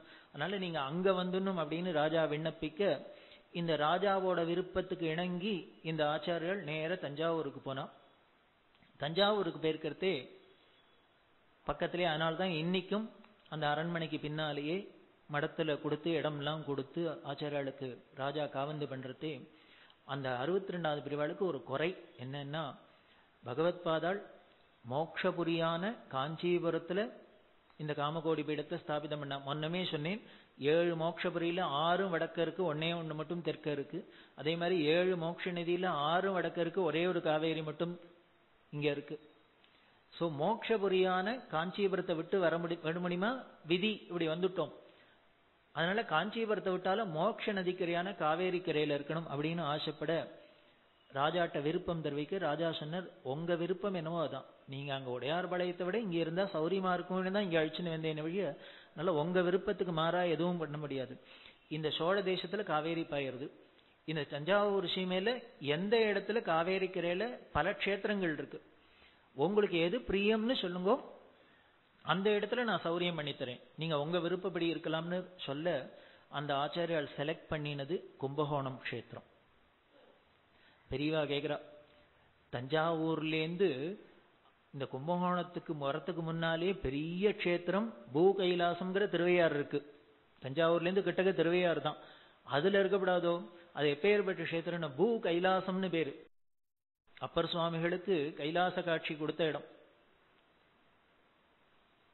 சென்னைக்கு பக்கத்துல திருவள்ளூருக்கு பக்கத்துல திருவாலங்காடு அப்படிங்கிற க்ஷேத்திரம். அதுதான் காரைக்கால் அம்மையார் மோட்சத்தை அடைஞ்ச க்ஷேத்திரம். இந்த அம்மா கையாலே நடந்து கைலாசத்துக்கு போயிடுறா. ஏன்னா கைலாசத்தை பரமேஸ்வரனுக்கு எடுத்து காலால முதிக்கப்படாதுன்னு தம்மங்குத்தாடி மாதிரி கையால நடந்து போறா. அப்படி போய் பரமேஸ்வரனை கைலாசத்துல பார்த்துட்டு ஒரே ஒரு ஆசை என்னன்னு, உன்னோட ஆனந்த தாண்டவத்தை பார்க்கணும்னு இருக்கு, ஆடிக்காமையேங்கிற. உடனே அவர் என்ன சொன்னார், அதை பார்க்கறதுக்கு இங்கேயே வந்த அப்படின்னு. அப்போ ஒண்ணு பண்ணு, இங்க ஸ்டேஜ் எல்லாம் கிடையாது, சபா எல்லாம் கிடையாது,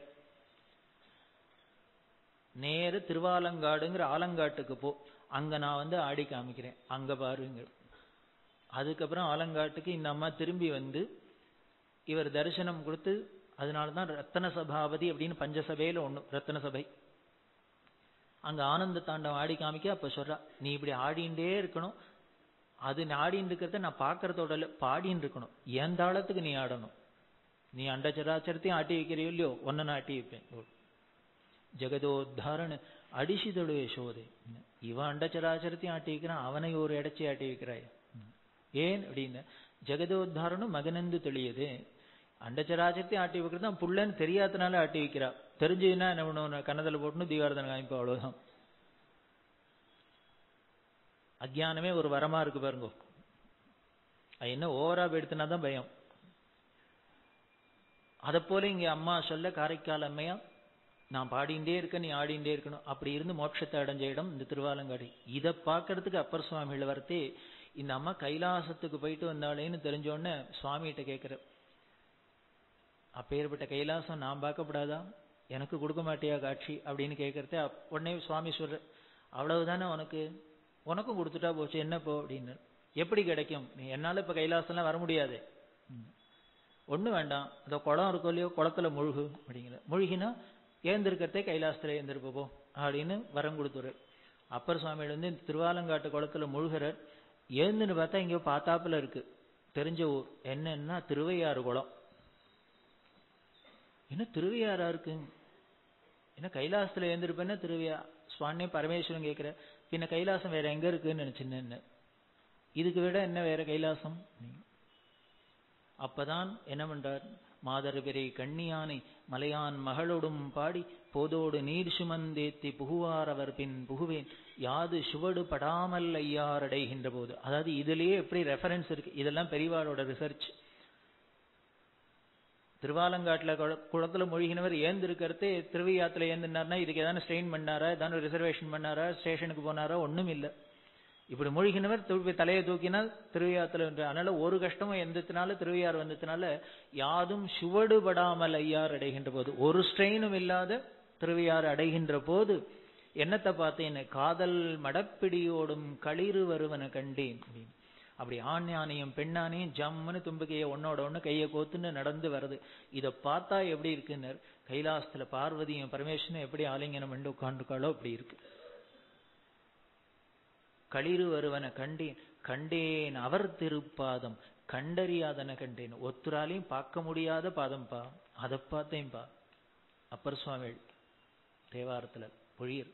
அப்பேற்பட்ட க்ஷேத்திரம் இதை பெரியவா சொல்ற. இப்படி பூ கைலாசம்ங்கிறத விட்டுட்டு அந்த ஆச்சாரியால் கும்பகோணத்தை அதை தாண்டின்னு கும்பகோணத்துக்கு வருவரும், ஏன் வந்தாருன்னு தெரியலையோ நீனு. அதுக்கு காரணம் இருக்கான். ஆதிசங்கர பகவத்பாதாள் காலடியில பிறந்தா அப்படிங்கிறது எல்லாருக்கும் தெரியும். இந்த காலடி அப்படிங்கிறது இப்பதான் கேரள தேசமா இருக்கே வழிய ஆச்சாரியாள் காலத்துல அது தமிழ்நாடாவே இருந்ததுதான். எல்லாருக்குமே தெரிஞ்சிருக்கும், ஹிஸ்டரி ரிசர்ச் பண்றவாளுக்கும் தெரியும்.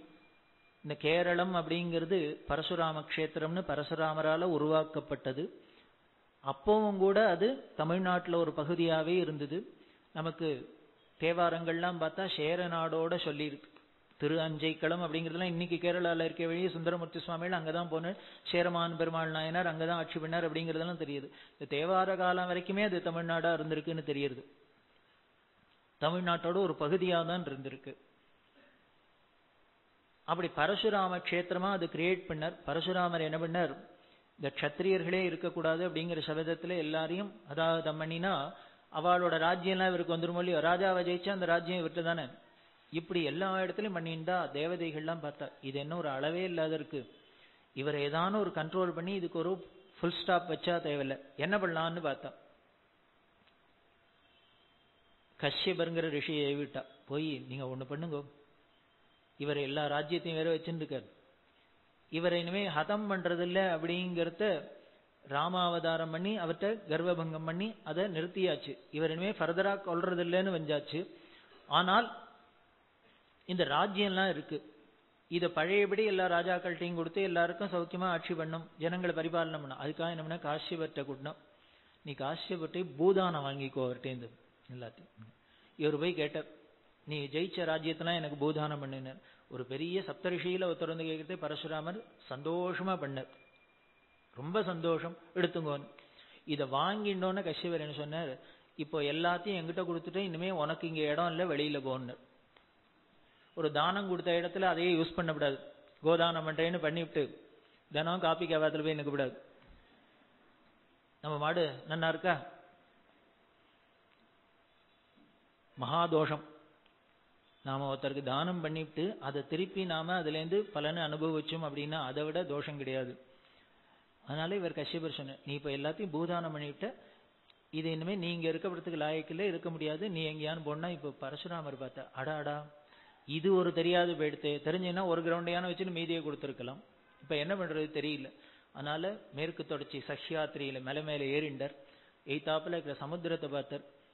நேக்கு இருக்கிறதுக்கு இப்ப இடம் வேணும், இல்லாத போயிடுத்து பூப்பிரதேசம். அதனால என்ன பண்ணி, இந்த கோடாலியை தூக்கி விட்டு எறிவேன், என் சக்தி உள்ள வரைக்கும் தூக்கி எறிவேன். இது எவ்வளவு தள்ளி விழறதோ அவ்வளவுக்கு நீ ஒதுங்கி எனக்கு இடத்த கொடுக்கணும். அப்படி கிரியேட் பண்ணினதுனாலே அதுக்கு பேர் பரசுராம கஷேத்திரம்னு பேரு. புதுசா லேண்ட வேணா கிரியேட் பண்ணலாம், இன்னுமே சிருஷ்டி பண்ண முடியுமா மனுஷா எல்லாரையும்? அதுக்காக இவர் என்ன பண்ணினார், பக்கத்துல தமிழ்நாடு, ஆந்திரா, கேரளா முதலான தேசங்கள்ல இருந்தெல்லாம் பல வேத வித்துக்கள்லாம் கொண்டு வந்து மைக்ரேட் பண்ணி அங்க குடியேற வச்சார். அப்படி வந்தவாளுக்கு பேர் தான் நம்பூதிரிகள்னு பேரு. பெரியவா சொல்றா, இவ திருப்பி பழைய இடத்துக்கு போயிட்டா, புதுசா ஒரு இடத்துல வேலை கிடைச்சிருத்துன்னு போகலாம், அப்புறம் கொஞ்ச நாள் அங்க பிடிக்கலன்னா பழைய இடத்தோட அபிமானம் திருப்பி எல்லாரும் காலி பண்ணி வந்துட்டா இவர் ஒவ்வொரு தரமும் திருப்பி இழுத்துன்னு வர முடியும். அதனால இவர் என்ன பண்ணாருன்னு, இவ திருப்பி அந்த இடத்துக்கு பழைய இடத்துக்கே போயிடாத இருக்கணுங்கிறதுக்காக இவாட ஆச்சார அனுஷ்டானத்திலேருந்து எல்லாத்தையும் டிஃபரெண்டா பண்ணி வச்சார். அதனாலதான் நம்பூதிரிகளுக்கு எல்லாமே சிகையிலேருந்து எல்லாரும் இப்படி முடிஞ்சா அவளுக்கு அப்படி முடியறதுன்னு எல்லாத்தையும் மாத்திவிட்டார். டிஃபரெண்டா ஒரு இடத்துல இருந்துட்டு பழைய இடத்துக்கு போனா அதுவும் சரியா வராது, கோஆர்டினேஷன் இருக்காது. அப்படி வந்த குடும்பம். அப்படி தமிழ்நாட்டுல இந்த பகவத் பாதாளோட குடும்பமும் இங்கேருந்து மைக்ரேட் ஆகி போனதுதான் தமிழ்நாட்டிலேருந்து. எந்த இடத்துலேருந்து அப்படின்னா, இந்த கும்பகோணத்துக்கு பக்கத்துல 4 கிலோமீட்டர்ல சிவபுரம்னு இருக்கு. ஷாக்கோட்டை அப்படின்னு ஒரு அந்த மருதாநல்லூர் போற வழி, அதுக்கு பக்கத்துல சிவபுரம் அப்படின்னு பேரு. இந்த சிவபுரம் தான் பகவத் பாதாளோட மூதாதையர்களோட ஆரிஜின். அதுல வேடிக்கை என்னன்னா, அந்த ஊர்ல இருக்கிற சிவன் கோவில் இருக்கு, பாடல் பெற்ற ஸ்தலம். அந்த சுவாமி பேர் சிவகுருநாத சுவாமின்னு பேரு. பகவத் பாதாளோட அப்பா பேரும் சிவகுரு. பெரியவா சொல்றா, இந்த கேரளால இல்லாத நம்பூதிரிகள்ல இல்லாத பேர் இது. சிவகுருங்கிறது கிடையாது. திருப்பி திருப்பி கேரளால நம்பூதிரிகள்ட்ட என்ன இருக்கும், மாதவன், கேசவன், கிருஷ்ணன் இதான் இருக்கும். அபூர்வமா சிவகுருங்கிற பெயர் இருக்கு. இது எங்க இருக்குன்னு பார்த்தா, சில பேர்லாம் சில பிரதேசங்கள்ல தான் இருக்கும். அருணாச்சலம் அப்படின்னா திருப்பி திருப்பி இந்த நார்த்தார்காடுல தான் இருக்கும். ஜம்புகேஸ்வரனா திருப்பி திருப்பி ஸ்ரீ அகிலாண்டேஸ்வரி இதெல்லாம் அங்கதான் இருக்கும். ஒவ்வொரு பிரதேசத்துக்குன்னு அந்தந்த சுவாமி பிரசித்தமானது இருக்கும். அதை போல இந்த சிவகுருங்கிறது எங்க கும்பகோணத்தை சுத்தி தான் இது இருக்கும். பெரியவா சொல்ற இந்த சிவகுருங்கிறது சமஸ்த வர்ணத்திலையும் இருக்கும். சிவகுரு தீட்சிதர்லேருந்து ஆரம்பிச்சு சிவகுருநாத செட்டியார், சிவகுருநாத முதலியார்லேருந்து சமஸ்த வர்ணத்திலையும் சிவகுரு இருக்கோங்க பிரசித்தம். இதுதான் கேரளால இருந்த அவருக்குன்னா வித்யாதிராஜர் என்ன பண்ணார், இந்த யாரா இருந்தாலும் மைக்ரேட் ஆகி அடுத்த ஊருக்கு போனா கூட இந்த பழைய வாசனை விடாது. இப்படி இந்த சிவபுரத்திலேருந்து அவ போய் முதல்ல இருந்த இடம்தான் திருச்சூர்ங்கிற இடம். அதுக்கு பேர் சிவப்பேரூர் அப்படின்னு பேரு. பேரூர் சிவப்பேரூர், அதுக்கு திரு சேர்த்து திருச்சிவப்பேரூர். அது மருவி மருவி தான் திருச்சூரா எடுத்து. அந்த ஊர்ல சுவாமிக்கு பேர் என்ன, விருஷாச்சலேஷ் வடக்குநாதர் அப்படின்னு பேரு இன்னைக்கு சொல்றோம். ஆனா அவரோட ஒரிஜினல் பேர் என்ன, விருஷாச்சலேஸ்வரர் அப்படின்னு பேரு. விருஷம் அப்படிங்கிறது விருஷபம் அப்படிங்கிறது தெரியும். அதுவே ஒரு மலை மாதிரி இருக்கு. அந்த பார்த்தீங்கன்னா ஊர்ல அது மேடாதான் இருக்கும், கோவில் இருக்கிற இடம். அந்த மேடு என்ன ரிஷபம், அது மேல சுவாமி உட்கார்ந்து இருக்கார். இந்த ரிஷபமே அச்சலமா இருக்கு. அச்சலம்னா சின்ன குன்றா இருக்கிறது. இந்த ரிஷபமே அச்சலமா இருக்கு. அது மேல அதோட ஈஸ்வரன் உட்கார்ந்து இருக்கான், தலைவன் உட்கார்ந்து இருக்கான். அதனால விருஷாச்சலேஸ்வரர் அப்படிங்கிறதான் இந்த சுவாமி பேர். அது பேச்சு வழக்குல என்ன அர்த்தம்னா விருஷாச்சலேஸ்வரர் விஷாச்சலேஸ்வரர் விஷாச்சலேஸ்வரர் அப்படிங்கிறது. அப்புறம் மலையாளம்ங்கிற லாங்குவேஜ் வர ஆரம்பிச்சோடனே மலையாளம்ங்கிறது என்ன, தமிழ கொஞ்சம் நல்ல சுத்த தமிழையும் சமஸ்கிருதத்தையும் கலந்துட்டா போறோம், மலையாளம் ரெடி. இதுல 1 ஸ்பூன் போட்டுங்கோம்மா, இதுல 2 ஸ்பூன் போடுங்க, மிக்ஸ் பண்ணுங்கோம்மா, ரெடி. அதுதான். அதுல தூய தமிழ்ல என்ன, விருஷம் அப்படின்னா விடை, அச்சலம் குன்று, விடை குன்று, ஈஸ்வரன் நாதன். அதனால விடை குன்று நாதன் அப்படிங்கிறதுதான் மருவி மருவி விடை குன்றுநாதர் விடை குன்றுநாதர். அது மருவி மருவி மருவி காலப்போக்குல பேச்சுல தேஞ்சு தேஞ்சு விடக்குன்னுநாதன் போய் இப்ப வடக்குநாதனா வந்து நிக்கிறது. நார்த் காடு. இது எல்லாமே பெரியவா ரிசர்ச். தெய்வத்தின் குரல் 7வது வால்யூம் 5வது வால்யூம்ல பார்த்தீங்கன்னா சங்கர விஜயத்துல இத்தனையும் வரும். இப்படி அங்க போனா, அங்க போய் இருந்ததுக்கு காரணம் புதுசா ஒரு ஊருக்கு போனா அங்க இருக்கிறவாள்லாம் என்ன பண்ணா, இந்த ஊர்காரர்ல இருந்து வந்தா அந்த காலனிக்கு உடனே தங்க ஊர் பேரையே வச்சுப்பா. அதுவும் வெள்ளக்காரர்களுக்கு இந்த அபிமானம் ரொம்ப உண்டு. எங்கேயா இருந்தேன்னா ஜெர்சியிலேருந்து போனாள்னா நியூ ஜெர்சி, ஷாம்பேர்லேருந்து போனா நியூ ஷாம்பேர். எங்க என்ன இருந்தாலும் அவ ஒரிஜினல் இருந்தாலும் அதையே வேற பேரை மாத்தி வச்சுக்கணும். அதை போல இந்த சிவபுரத்திலேருந்து போனவன் அந்த ஊருக்கு பேர் என்ன, சிவபுரம் சிவப்பேரூர்னு வச்சுட்டா அதுதான் திருச்சிவப்பேரூரா போய் திருச்சூராவும் போயிடுது. இப்படி பூர்வத்துல இங்கேருந்து போய் சிவபுரத்திலேருந்து போய் அங்க திருச்சூர்ல இருந்தா அதுக்கப்புறம் தான் காலடிக்கு போனாங்கிறதுக்கு சாட்சி என்னன்னு, இந்த சிவகுருவும் ஆரியாம்பாளுக்கும் குழந்தை இல்லைன்னு வேண்டிக்கிறதுக்கு பக்கத்திலேயே குருவாயூர் இருக்கு, அங்க போகக்கூடாதோ? ஏன் இந்த திருச்சூருக்கு வந்தார், தன்னோட சொந்த ஊர் பூர்வீகம், அதனால இங்க வடக்குநாதர்ட்ட வந்து பிரார்த்தனை பண்ணினான். இதெல்லாம் இந்த 62வது ஆச்சாரியர் யோஜனை பண்ணாராம். அதனால பகவத்பாதாள் சித்தியான காஞ்சிபுரத்துல இருந்தோம். அப்படி இல்லைன்னா அவளோட அவதாரத்துக்கு காரணமா இருக்கிற அதுக்கு மூதாதைகளுக்கு பூர்வீகமா இருந்த இந்த கும்பகோணம் எல்லைக்குள்ள இந்த சிவபுரத்துக்குள்ள இருக்கிறது காவேரி கரையில கும்பகோணம். அதனால கும்பகோணத்தை செலக்ட் பண்ண. அதனால்தான் திருவையாறு கைலாசம் கூட வேண்டாம், பகவத்பாதா சம்பந்தம் வேணும்னு தூக்கின்னு இங்க வந்தாரோம். அதுக்கு மேல கும்பகோணத்துக்கு என்ன, அந்நியக்ஷேத்ரே கிருதம் பாபம் புண்ணியக்ஷேத்ரே வினஷ்யதி, புண்ணியக்ஷேத்ரே கிருதம் பாபம் வாரணாசியாம் வினஷ்யதி, வாரணாசியாம் கிருதம் பாபம் கும்பகோணே வினஷ்யதி. ஏதோ நம்ம இருக்கிற லோக்கல் டவுன்ல பாவம் பண்ணிட்டோமா, அதை எப்படி தொலைக்கிறதுன்னு பக்கத்துல ஏதாவது புண்ணியக்ஷேத்திரம் இருக்கா, புண்ணிய நதி இருக்கா, அதுல ஸ்நானம் பண்ணி சுவாமி தரிசனம் பண்ணி போயிடும். சரி, அங்க போய் பாவம் பண்ணா என்ன பண்ணுறது, நேர டிக்கெட்டை வாங்கி காசிக்கு போ, வாரணாசியில போய் கங்கையில ஸ்நானம் பண்ணி விஸ்வேஸ்வர விசாலாட்சி தரிசனம் பண்ணி போயிடும். அங்கேயும் போய் பாவம் பண்ணா என்ன பண்றது, நேர திருப்பி டிக்கெட் வாங்கி கும்பகோணம் போ, கும்பகோணத்துல போய் காவேரியில ஸ்நானம் பண்ணு, மகாமகத்துல ஸ்நானம் பண்ணு, கும்பேஸ்வர மங்களாம்பா சாரங்கபாணியை தரிசனம் பண்ணு, பாப்பம் போயிடும். அடுத்தது கேட்ட கும்பகோணத்திலையும் பாவம் பண்ணா, ஏன்னா இவன் பாவம் பண்றதுன்னு தீர்ந்தமா இனிமே ஒவ்வொரு இடமா விட்டுக்கு போறான். நாங்க புண்ணியக்ஷேத்திரத்துக்கு போறதே பாவம் பண்றதுக்கு தான், பில்கிரிமேஜ். மெனக்கெட்டு வைத்தீஸ்வரன் கோவில் போனா என்னென்ன சுவாமி எத்தனை மணிக்கு கோவில் திறக்கும், என்னென்ன சேவை, எப்படி தரிசனம், அதெல்லாம் இல்லை. என்ன ஹோட்டல் சார் அங்கே இருக்கு, காப்பி கிடைக்குமா, டிஃபன், இங்கே போயுமா, இதுக்கு வைத்தீஸ்வரன் கோவிலுக்காக போகணும். இதுதான் நம்மளோட வாசனை. இந்த ஜென்மாந்திர வாசனை என்ன, புண்ணியக்ஷேத்திரத்துக்கு போனாலும் பாவம் பண்ண சொல்றது, அங்க காசிக்கு போனாலும் பாவம் பண்ண சொல்றது. காசிக்கு போனாக்க இதை பார்த்தேல அதை பார்த்தேல, விஸ்வேஸ்வர பைரவர் பார்த்தேல தெரியாது. ஆனா இருக்கிற பித்தளை பீப்பொருக்கெல்லாம் வாங்கிட்டு வந்திருக்கும் மூட்டை சாமான். இது சுபாவமா இருக்கு. அதனால காசிக்கு போனா இங்கேருந்து நேரம் கும்பகோணத்துக்கு வா. இவர் கேட்ட கும்பகோணத்துல இருக்கிறவாள் மட்டும் ரொம்ப இருப்பாளா, பிசாத இருப்பாளா, அவளும் பாவம் பண்ண. இவர் பார்த்து இதுக்கு மேல உனக்கு இடம் சொல்ல முடியாது. அப்ப கும்பகோணத்துல பண்ணியா கும்பகோணத்திலே தொலைன்னு. கும்பகோணே கிருதம் பாபம் கும்பகோணே வினஷ்யதி. ஏன்னா காசிக்கு வீசம் அதிகம் அப்படின்னு அந்த ஸ்தல புராணத்துல சொல்றது. பகவன் அப்படின்னு ஒரு பிராமணர், இவர் திருநெல்வேலி ஜில்லால இருந்தார். இவர் தன்னோட தாயார் காலமாயிட்டா, அந்த அஸ்தியை கங்கையில கரைக்கணும் அப்படிங்கிறதுக்காக எடுத்துன்னு போறார். ஏன்னா கங்கை அந்த மிருத்திகையில எவ்வளவு காலங்கள் அந்த அஸ்தி இருக்கோ, அந்த எலும்பு அஸ்தி மட்டும் அதுக்கப்புறம் உளுத்தே போகாது, அது அப்படியே தான் இருக்கும். அது அந்த கங்கை மிருத்திகையில எத்தனை யுகம் இருக்கோ அத்தனை நாள் இவா இந்த பிதற்கள் சொர்க்கத்துல இருப்பாளாம். அதனாலதான் கங்கையில கொண்டு கரைக்கிறதுன்னு சம்பிரதாயம். அதனால இந்த பகவான் என்ன பண்ணார், ஒரு குடத்துல போட்டு மேல ஒரு துணியை போட்டு மூடி காசிக்கு நடந்து போறார். திருநெல்வேலியில நடந்து நடந்து ஒவ்வொரு ஊரா வந்து அந்தந்த வேளையில ஸ்நானம் பண்ணி அனுஷ்டானம் பண்ணினா போகணும். அப்படி இந்த கும்பகோணத்துல காவேரி கரையில பண்றதே ஒரு சிஷ்யனை அழிச்சுன்னு வந்திருந்தார். இந்த அஸ்தி கலசமா இருக்கிறதுனால இதை கீழே வைக்க வேண்டான்னு எப்போ போனாலும் அவன்கிட்ட கொடுக்கறது. அவன் கையில கொடுத்துட்டே, நான் போய் குளிச்சு வச்சு சந்தி பண்ணிட்டு வரேன், அது வரைக்கும் வச்சுக்கோன்னு இவர் வந்து வாங்கிப்பார்.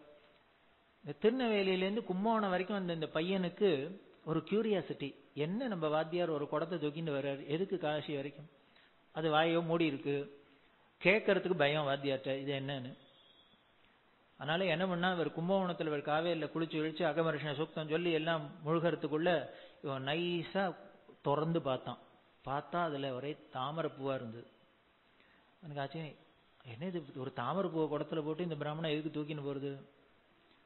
திருப்பி மூடி வச்சுட்டான். அவர் வந்தார், சந்தியாவந்தனம்னா குடத்தை கொடுன்னு வாங்கிட்டார். திருப்பி காசிக்கு போயாச்சு.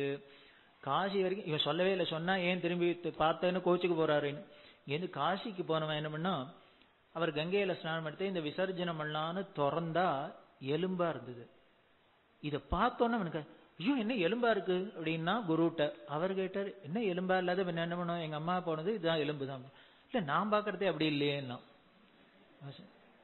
அவர் உடனே கங்கையில போடல, கரைக்கு எறிந்த, நீ பாத்தியா, நீ எப்படா பார்த்த அப்படின்னு பயந்தான். எங்க பார்த்த, எப்ப பார்த்த, நீ பாக்குறதே என்ன, நான் பாக்குறதே தாமரை பூவான்னா இருந்தது அப்படின்னு. தாமரை பூவா இருந்தது அது எப்படி இருக்கும், எங்க பார்த்தேன், நீங்க கும்போணம் படுத்துறையில ஷான் பண்ணல அப்போ ஆசையில பார்த்துட்டேன் அப்படின்னு. அடப்பாவி அங்கேயே சொல்ல மாட்டியோன்னு. இல்ல நீங்க கோச்சுக்கு போறேன்னு சொல்லலன்னு. உடனே என்ன பண்ண, குடத்தை வாயை திருப்பி கட்டினர், நேர வானு கும்பகோணத்துக்கு எடுத்துன்னு வந்துட்டு டெஸ்ட் பண்ணி பார்க்க எந்த இடத்துல, இந்த படுத்துறையில தான் அப்படின்னு. இப்போ திறந்து பார்த்தா தாமரை பூவா இருந்தது. அந்த பகவானுக்கு வேடிக்கை, ஒரு பிராமணன் பகவன் பேர் வச்சுருக்காரு. இந்த பகவன்கிற பேர் நம்ம எல்லாருக்கும் ஃபெமிலியரான பேர். என்னன்னு வள்ளுவர் ஆரம்பிக்கிறதே அகல முதல எழுத்தெல்லாம் ஆதி பகவன் முதற்றே உலகு. இவ ரிசர்ச்காரெல்லாம் சொல்றா இது அம்மா அப்பாவோட பேர் அப்படிங்கிற. ஆனா இந்த கும்பகோணம் ஸ்தல புராணத்துல இந்த பகவன் ஒரு பிராமணனோட பேராகவும் சொல்லியிருக்கு. இதுல இருந்து நீங்க லிங்க் பண்ணிக்கலாம். புறவே சந்தோஷம். ஏன்னா முன்னர் என்னையாது எலும்பு கூட காசியில கூட எலும்பாதான் இருக்கு. ஆனா இந்த கும்பகோணத்துல எலும்பு கூட புஷ்பமா மாறிடுறதுன்னா இது காசியை விட உயர்ந்த க்ஷேத்திரம் அப்படின்னு. இதனாலதான் காசிக்கு வீசம் அதிகம் அப்படின்னு பெரியவா இத கதையை சொல்லிட்டு சொல்றா. எல்லாரும் குழந்தைகள்லாம் எல்லாம் புராணங்கள்லாம் புருடாங்கிறது. ஆனால் இது சத்தியம்ங்கிறதுக்கு இதுலயே சாட்சி என்னன்னு, பொய் சொல்றவாளா இருந்தாக்க வாயில வந்த நம்பரை சொல்லியிருக்கலாம், காசியை விட 3/4 கிலோ அதிகம்னு சொல்லியிருக்கலாம். அது இல்லாத வீசம் அதிகம்னு சொல்றதையே ஏதோ நமக்கு தெரிஞ்ச திராசில ஏதோ ஒரு திராசில துல்லியமா அளந்திருக்கான்னு தெரியுது, பொய் இல்லைன்னு தெரியுது. அப்படி காசிக்கு வீசம் அதிகம்ங்கிற க்ஷேத்திரம் அஸ்தியை கூட புஷ்பமா மாற்றக்கூடிய பெருமை உள்ளது. அதனாலதான் அந்த கும்பகோணம் சக்கரப்படுத்துறை அப்படின்னு அது ரொம்ப பிரசித்தமா சொல்லுவா அந்த காவேரி கரை. இதை செலக்ட் பண்ணினர் அந்த 62வது பெரியவா, இவ்வளவு பெருமை இருக்கிறதுனால. அதனால இந்த ராஜா பிரதாபசிம்மன் தன்னோட மந்திரியான டபீர் பந்தை விட்டு அந்த இடத்துல காவேரி எந்த இடத்துல அந்த பேரே பகவத் படுத்துறேன்னு இன்னைக்கும் பேர் கும்பகோணத்துல போனா. அது பகவத் விநாயகர்னு இதுக்கு சாட்சியா இன்னமும் பிள்ளையார் இருக்கு. இது சரி எஸ் ட்ரூன்னு சொல்லிட்டு அந்த பகவத் படுத்துறங்க தான் மடத்துக்கு பக்கத்துல இருக்கிறது. அந்த இடத்துல இந்த ஆச்சாரியால் செலக்ட் பண்ண இடத்துல ராஜா மடம் நமக்கு திருப்பி புனருத்தாரணம் பண்ணி கொடுக்க, பக்கத்துல மடத்துல எல்லா சௌகரியமும் தங்கறதுக்கெல்லாம் வசதி பண்ணி கொடுத்ததுனாலே இன்றும் கும்பகோணம் மடத்தை சுத்தி அந்த டபீர் பந்தோட பேர்லயே டபீர் தெரு, மேல டபீர் தெரு, டபீர் படுத்துறை, இது அத்தனையும் டபீர் டபீர் காரணம் இந்த டபீர் பந்த் பண்ணினதுனால. அன்னியிலேந்து அந்த 62வது பெரிவாள்லேருந்து அந்த கும்பகோணத்திலேயே தங்கி இருக்க ஆரம்பிச்சா. அதனாலேயே இதுக்கு கும்பகோணம் மடம்னே பேர் வர அளவுக்கு இந்த கும்பகோணத்தோட அது பழகித்து. நாமளே இருக்கோம் ஒரு இடத்துல தலைமுறையா இருந்துட்டோம்னா, அப்புறம் உங்களுக்கு எந்த ஊர் சார்னா கோயம்புத்தூர் சார் அப்படிங்க. அப்புறம் பார்த்தா எங்கேயோ கொட்டையூர்லேருந்து வந்திருக்கா கொள்ளு தாத்தா, அது பழசையே மறந்து போயிடுறாப்புல தான் இப்படி இருக்கும். இதுக்கு இது நடந்த வரலாறு, இது உண்மை அப்படிங்கிறதுக்கு சாட்சி கிராஸ் ரெஃபரன்ஸ் இன்னொன்னு என்ன அப்படின்னா, சங்கீத மும்மூர்த்திகள்ல ஒருத்தர் முத்துசுவாமி தீட்சிதர். இவாளுக்கு சொந்த ஊர் எல்லாருக்கும் தெரிஞ்சிருக்கும், விரிஞ்சிபுரம் அப்படிங்கிறது இவாளோட சொந்த ஊர், முத்துசுவாமி தீட்சிதரோட ஊர். இது காஞ்சிபுரத்துக்கும் வேலூருக்கும் நடுப்புற இருக்கு விரிஞ்சிபுரம். அந்த விரிஞ்சிபுரத்துல தான் பெரியவாளோட இந்த முத்துசுவாமி தீட்சிதரோட தாத்தா வெங்கடேச தீட்சிதர் அப்படின்னு பேரு. அவர் அங்க இருந்தா, அவ தாத்தா நாள் வரைக்கும் அங்க விரிஞ்சிபுரத்துல இருந்தா. அப்படி இருக்கிற அவருக்கு ஸ்ரீவித்யா உபாசகர் அம்பாள் பிரத்யக்ஷம். ஒரு நாளைக்கு கனவுல வந்து அம்பாள் சொல்றா, இந்த ஏரியா முழுக்களும் பெருத்த கலவரம் வரப்போறது, உயிர் சேதம் பொருட்சேதம் ஏற்பட போறது, அதனால நீ இந்த ஊர் ஜனங்களை எல்லாரையும் அழிச்சுண்டு தட்சிண திசைக்கு போயிடு, மத்தியார்ஜுனம் போ அப்படின்னு அம்பாளோட உத்தரவு.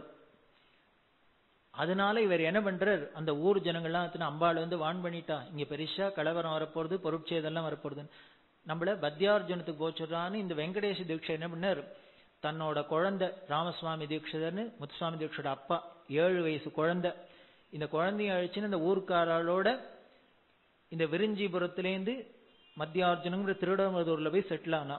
இது நடந்தது எப்போன்னு 1742. இந்த 66வது பிரிவா வந்தது 1746. 4 வருஷம் அப்புறம் இவர் போற பின்னால. அப்புறம் 1746லேருந்து 48 வரைக்கும் தான் பிரசித்தமான கர்நாடிக் வார் நடந்தது. இது அம்பாள் முன்னாலே சொல்லிக்கா. இப்போ தெரியறது இந்த 62வது பெரிவாளோடும் இந்த முத்துசுவாமி தீட்சோட தாத்தாவும் கான்டெம்பரரின்னு தெரியுது. அவரும் பக்கத்துல இருந்த விரிஞ்சிபுரத்திலேருந்து மைக்ரேட் ஆகி மத்தியார்ஜுனம் போனார். இவரும் இங்கேருந்து மடத்துல இருந்து மைக்ரேட் ஆகி இங்க போக முடியுமா இருந்தது. இப்படி அந்த காஞ்சிபுரத்துல நிம்மதி இல்லாததுன்னா அங்க போனா, அதுலேருந்து 62, 63, 64, 65, 66, 67 அப்படின்னு 68 பீடாதிபதிகள் வரைக்கும் கும்பகோணத்திலேயே அவளோட இருந்ததுனால அங்க போய் பட்டாபிஷேகம் நடந்தது அவளுக்கு. அதுல ஆச்சரியம், அந்த 62வது பிரிவான்னு சொன்னோம். அதுக்கப்புறம் தான் அப்பா நாள்ல என்ன பண்றார், முதல்ல மத்தியார்ஜுனத்துல இருந்தா, அதுக்கப்புறம் இந்த வெங்கடேஷ தீட்சர் காலமாயிட்ட இந்த ராமசுவாமி தீட்சர் பெரியவராயி கல்யாணம்லாம் அனுப்புறோம். திருவாரூருக்கு போனா, அங்க இருந்தவாளுக்கு சங்கீதம் சொல்லி கொடுக்கறதுக்காக, அங்க ஒரு பெரிய மிராஸ்தார் இருந்தார், அவருக்கு சங்கீதம் கற்றுக் கொடுக்கறதுக்காக ராமசுவாமி தீட்சர் பண்ண அங்க போய் செட்டில் ஆனோட தான் தீட்சர் பிறந்துட்டார். அப்படி அங்க போனா 63, 64, 65 3 ஆச்சாரியாள் காலமும் முத்துசுவாமி தீட்சரோட கான்டெம்பரரி. அதுல இந்த 63வது பெரியவா ரொம்ப பிரசித்தமா இருந்தவர். கும்பகோணத்துல இன்னைக்கு கும்பேஸ்வரர் கோவில் இருக்கு, அதுல பக்கத்துல பாத்தீங்கன்னா சோமாஸ்கந்தர் அப்படின்னு உற்சவ விக்கிரம் வைக்கிற மண்டபம் இருக்கு. இந்த சோமாஸ்கந்த மண்டபத்தை கருங்கல்லால திருப்பணி பண்ணினவர் இந்த 63வது ஆச்சாரியார். கல்வெட்டே இருக்காங்க, காஞ்சி காமகோடி பீடாதிபதி மகாதேவேந்திர சரஸ்வதிகளால திருப்பணி செய்யப்பட்டதுன்னு. அந்த முன்னால இருக்கிற மண்டபத்துல இந்த ஆச்சாரியர் கும்பேஸ்வரர் தரிசனம் பண்ணி இருக்கிறாப்புல பிம்பத்தோடயே இருக்கு. இப்படி ஒரு பெரிய கைங்கரியம் பண்ணினத்தினால இத தன்னோட சாகித்யத்துல முத்துசுவாமி தீட்சர் ரெஃபர் பண்ற. ஸ்ரீ கும்பேஸ்வரேண்யாய அப்படின்னு கல்யாணியில ஒரு சாகித்யம் முத்துசுவாமி தீட்சர். அதுல சமஷ்டி சரண கிருதி. அதுல சொல்ற கும்பமாச மகோத்சவேன காமகோடி எதி பூஜித்தேன வரேண கும்பேஸ்வரேண்யாய நமஸ்தே. அதுல சொல்றதே கும்பகோண எதி வரேனன்னு சொல்லல, காமகோடி பீட எதி வர பூஜித்தேன்னு அப்படிங்கிற. காஞ்சி காமகோடி பீடத்தோட எதிகளால உபாசிக்கப்பட்டவனே அப்படின்னு கும்பேஸ்வர தீட்சிதர் ஸ்தோத்திரம் என்று. இப்படி பல விதத்திலையும் இங்கேருந்து அங்க போனதுக்கு ஹிஸ்டாரிக்கல் எல்லா விதத்திலையும் ரெஃபரன்ஸ் இருக்கு. அப்படி இருந்ததுனால கும்பகோணத்துல பெரியவாளுக்கு பட்டாபிஷேகம் ஆச்சு. அங்க அதுக்கப்புறம் இவ 6 வருஷம் வித்யாபியாசம் நடந்தது. திடீர்னு ஸ்கூல்ல படிச்சிருந்த குழந்தை, அதுவும் எங்கன்னு கான்வென்ட்ல படிச்சிருந்த குழந்தை, சாதாரண கான்வென்ட் இல்ல, machinery convent, Arcot American mission convent அப்படின்னு. இன்னமும் திண்டிவனத்தில் அந்த ஸ்கூல் இருக்கு, வால்டர் ஸ்கிட்டர்னு ஸ்கூல். அதுல வேடிக்கை என்னன்னா கிறிஸ்தவ மிஷினரி ஸ்கூல் அது. இன்னைக்கும் அங்க என்ன பண்ணிருக்கா, போர்டுல போட்டிருக்கா அலுமினி லிஸ்ட்ல சுவாமிநாதன் பிராக்கெட்ல காஞ்சி காமகோடி பீடாதிபதிகள் அப்படின்னு. ஏன் அவளுக்கு என்ன பெருமை, ஒரு இந்து மதத்தோட ஆச்சாரியர் தலைவர் நம்ம மிஷினரி ஸ்கூல் ப்ராடக்ட் அப்படி. அங்கேருந்து தான் நேர கலவைக்கு வந்து ஆசிரமம் வேண்டது. அங்க ஒரு சயின்ஸ் லேபுக்கே என்ன பண்ணிருக்கா, காஞ்சி காமகோடி பீடாதிபதிகள் ஞாபகார்த்தமா இருக்கிற சயின்ஸ் லேப் அது வச்சிருக்கா. எல்லாம் அந்த ஸ்கூல்ல என்னமோ ரெஃபரன்ஸ் வச்சுட்டு இருக்கா. அப்படி ஸ்கூல்ல படிச்சிருந்த குழந்தை ஆச்சாரியரா வந்துருத்து அப்படின்னா இதுக்கு உண்டானபடி வேதம் சாஸ்திரம் புராணம் இதிகாசம் எல்லா சாஸ்திரம் எல்லாம் வித்யாபியாசம் பண்ணணுமே. இதுக்காக என்ன பண்ணினா அந்த காலத்துல இருந்த வித்வான்கள், பல வித்வான்கள், மன்னார்குடி ராஜு சாஸ்திரிகள், பைங்காநாடு கணபதி சாஸ்திரிகள், கருங்குளம் கிருஷ்ணா சாஸ்திரிகள், ஹரிஹர சாஸ்திரிகள், இப்படி பல மகான்கள்லாம் வந்து பெரியவாளுக்கு வித்யாபியாசம் பண்ணி வச்சா. முதல்ல 2 வருஷம் கும்பகோணத்துல படிச்சா. இது ஒரு டவுனா இருக்கிறதுனால நிம்மதியா பெரியவாளுக்கு வித்யாபியாசம் பண்ண முடியலங்கிறதுனால திருச்சிக்கு பக்கத்துல மகேந்திர மங்கலம் அப்படின்னு தொட்டியத்துக்கு பக்கத்துல இருக்கு, முஷிரிக்கும் தொட்டிக்கும் நடுப்புற. அந்த இடத்துல ஸ்ரீரங்கத்தை சேர்ந்த சிங்கமையங்கார் அப்படின்னு ஒரு பெரிய வைஷ்ணவா, அவளோட மிராஸ்தார், அவளோட பங்களா, அதுல பெரியவாளுக்கு போய் இடம் கொடுக்க அதுல பெரியவா 6 வருஷம் படிச்சா. இன்னைக்கும் போனேன்னா 1907ல பெரியவா படிச்சது எப்படி இருக்கும் அப்படிங்கிறது தெரிஞ்சுக்கணும்னா இன்னைக்கு அந்த மகேந்திர மங்கலத்துக்கு போனா அந்த இடத்த அப்படியே வச்சுட்டு இருக்கா. இன்னமும் அந்த ஸ்ரீரங்கத்துல தான் இருக்கா அந்த சிங்கமையங்கார் ஃபேமிலி எல்லாம். பெரியவா படிச்ச இடம்ங்கிறதுனால அதை எப்படி பவித்திரமா பாதுகாத்துன்னு இருக்கா. பாலபெரியா ஒரு நாளைக்கு சொன்னா, எல்லாருக்கும் குழந்தைகளுக்கெல்லாம் அன்னப்பிராசனம் பண்றதுக்கு குருவாயூருக்கு போறா, அது மாதிரி அக்ஷராபியாசம் பண்றதுக்கு மகேந்திர மங்கலம் போச்சுன்னு. அந்த மகேந்திர மங்கலத்துல படிச்ச குழந்தை உலகத்துல எப்படி சர்வஜனா உலகமே ஆச்சரியப்படுறாப்புல இருந்ததுங்கிறது பெரியவா சரித்திரம் தெரியும். அதனால அக்ஷராபியாசம் பண்ணணும்னா அங்க போகணும் முடியும். நான் சொன்னேன், இப்ப அக்ஷராபியாசம் பண்ணினான்னா அங்க போகணும்னு. எல்லாம் எடுத்தோடனே A for apple, Humpty Dumpty sat on a wall. அக்ஷராபியாசம் பண்ணணும். அது எடுத்து முதல்ல அதுக்கு பூஜை பண்ணி பகவத் கிருபையினால எடுத்தோடனே நல்லது சொல்லி தருவா. ஹரிஹி ஓம் நமோ நாராயணாய சித்தம் அப்படி படிச்சதுனால எல்லாரும் நன்னா இருந்தோம். அதை விட்டுவிட்டு எல்லாரும் மெக்காலேது Humpty Dumpty sat on a wall had a great fall. அன்னைக்கு விழுந்தவாதான் எழுந்திருக்கல. இன்னும் அதையும் இல்லைன்னா இன்னும் நல்ல பாட்டு வேற. இதுவே பரவாயில்ல, ரெயின் ரெயின் கோயவே, ஏற்கனவே கொடுத்த தூக்கி அலையிறோம். இதான் நம்மளோட தேசத்தோட கலாச்சாரத்துக்கும் மற்றவாளோட கலாச்சாரத்துக்கும் உள்ள வித்தியாசம். அதனால அவசியம் குழந்தைகளுக்கு அக்ஷராபியாசம் அப்படி எடுத்தோடனே பகவன் நாமாவை சொல்லி கொடுத்து அப்படி ஆரம்பிச்சாக்க அந்த குழந்தைகள் என்ன படிச்சாலும் அது நல்ல சத்து பிரஜைகளா இருந்தது. அது இல்லாத போனதுனால்தான் இனிமே குடும்பம் எவ்வளவோ கஷ்டங்கள். அதெல்லாம் போகணும் அப்படின்னா பழையபடி நாம எல்லாத்தையும் கொஞ்சமானும் பிடிக்கணும். அதைத்தான் பாலபெரியா சொன்ன. அதனால எல்லாருக்கும் சொல்லுங்க, போய் அந்த அக்ஷராபியாசம் ஸ்கூல்ல சேர்க்கறதுக்கு முன்னால் அதை விஜயதசமி அன்னைக்கு பண்ணுவான். அது ரொம்ப வெற்றியை கொடுக்கும். இந்த விஜயதசமி அன்னைக்கு அந்த இடத்துல போய் ஒரு பெரியவாளை பிரார்த்தனை பண்ணிட்டு குரு கிருபையில ஒரு நல்ல பகவன் நாமாவை சொல்லி ஸ்லேட்ல எழுதிட்டு வந்தாலே போரும். அக்ஷராபியாசம் பண்ணிட்டு குழந்தைகள் நல்ல சத்குழந்தைகளா இருக்கும். அப்படி இந்த மகேந்திர மங்கத்துல படிச்சா. அதுக்கப்புறம் 6 வருஷம் பூர்த்தி பண்ணிட்டு பெரியவா கும்பகோணத்துக்கு வந்தா. அப்போ மகாமகம் வந்தது 1909ஆம் வருஷம். இந்த மகாமகத்துக்காக பெரியவா கும்பகோணம் வந்தா. இந்த கும்பகோணத்துல மகாமகம்ங்கிறது ரொம்ப பிரசித்தம். இப்ப வரப்போறது அடுத்த பிப்ரவரி மாசத்துல மகாமகம் வருது. அங்க ஒரு மகாமகம்னு ஒரு தடாகம் இருக்கு, குளம். அதுல உலகத்துல உள்ள என்ன புண்ணிய தீர்த்தங்களோ அத்தனையும் இந்த மாசி மாசத்துல மகா நட்சத்திரத்துல குரு சிம்ம ராசியில பிரவேசிக்கிறது.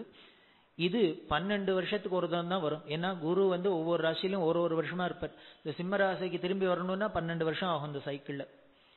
அப்படி வரத்தே உலகத்துல உள்ள எத்தனை புண்ணிய தீர்த்தங்கள் உண்டோ அத்தனையோட சாநித்தியமா அந்த முகூர்த்தத்துல அந்த தடாகத்துல இருக்குன்னு புராணம் சொல்றது.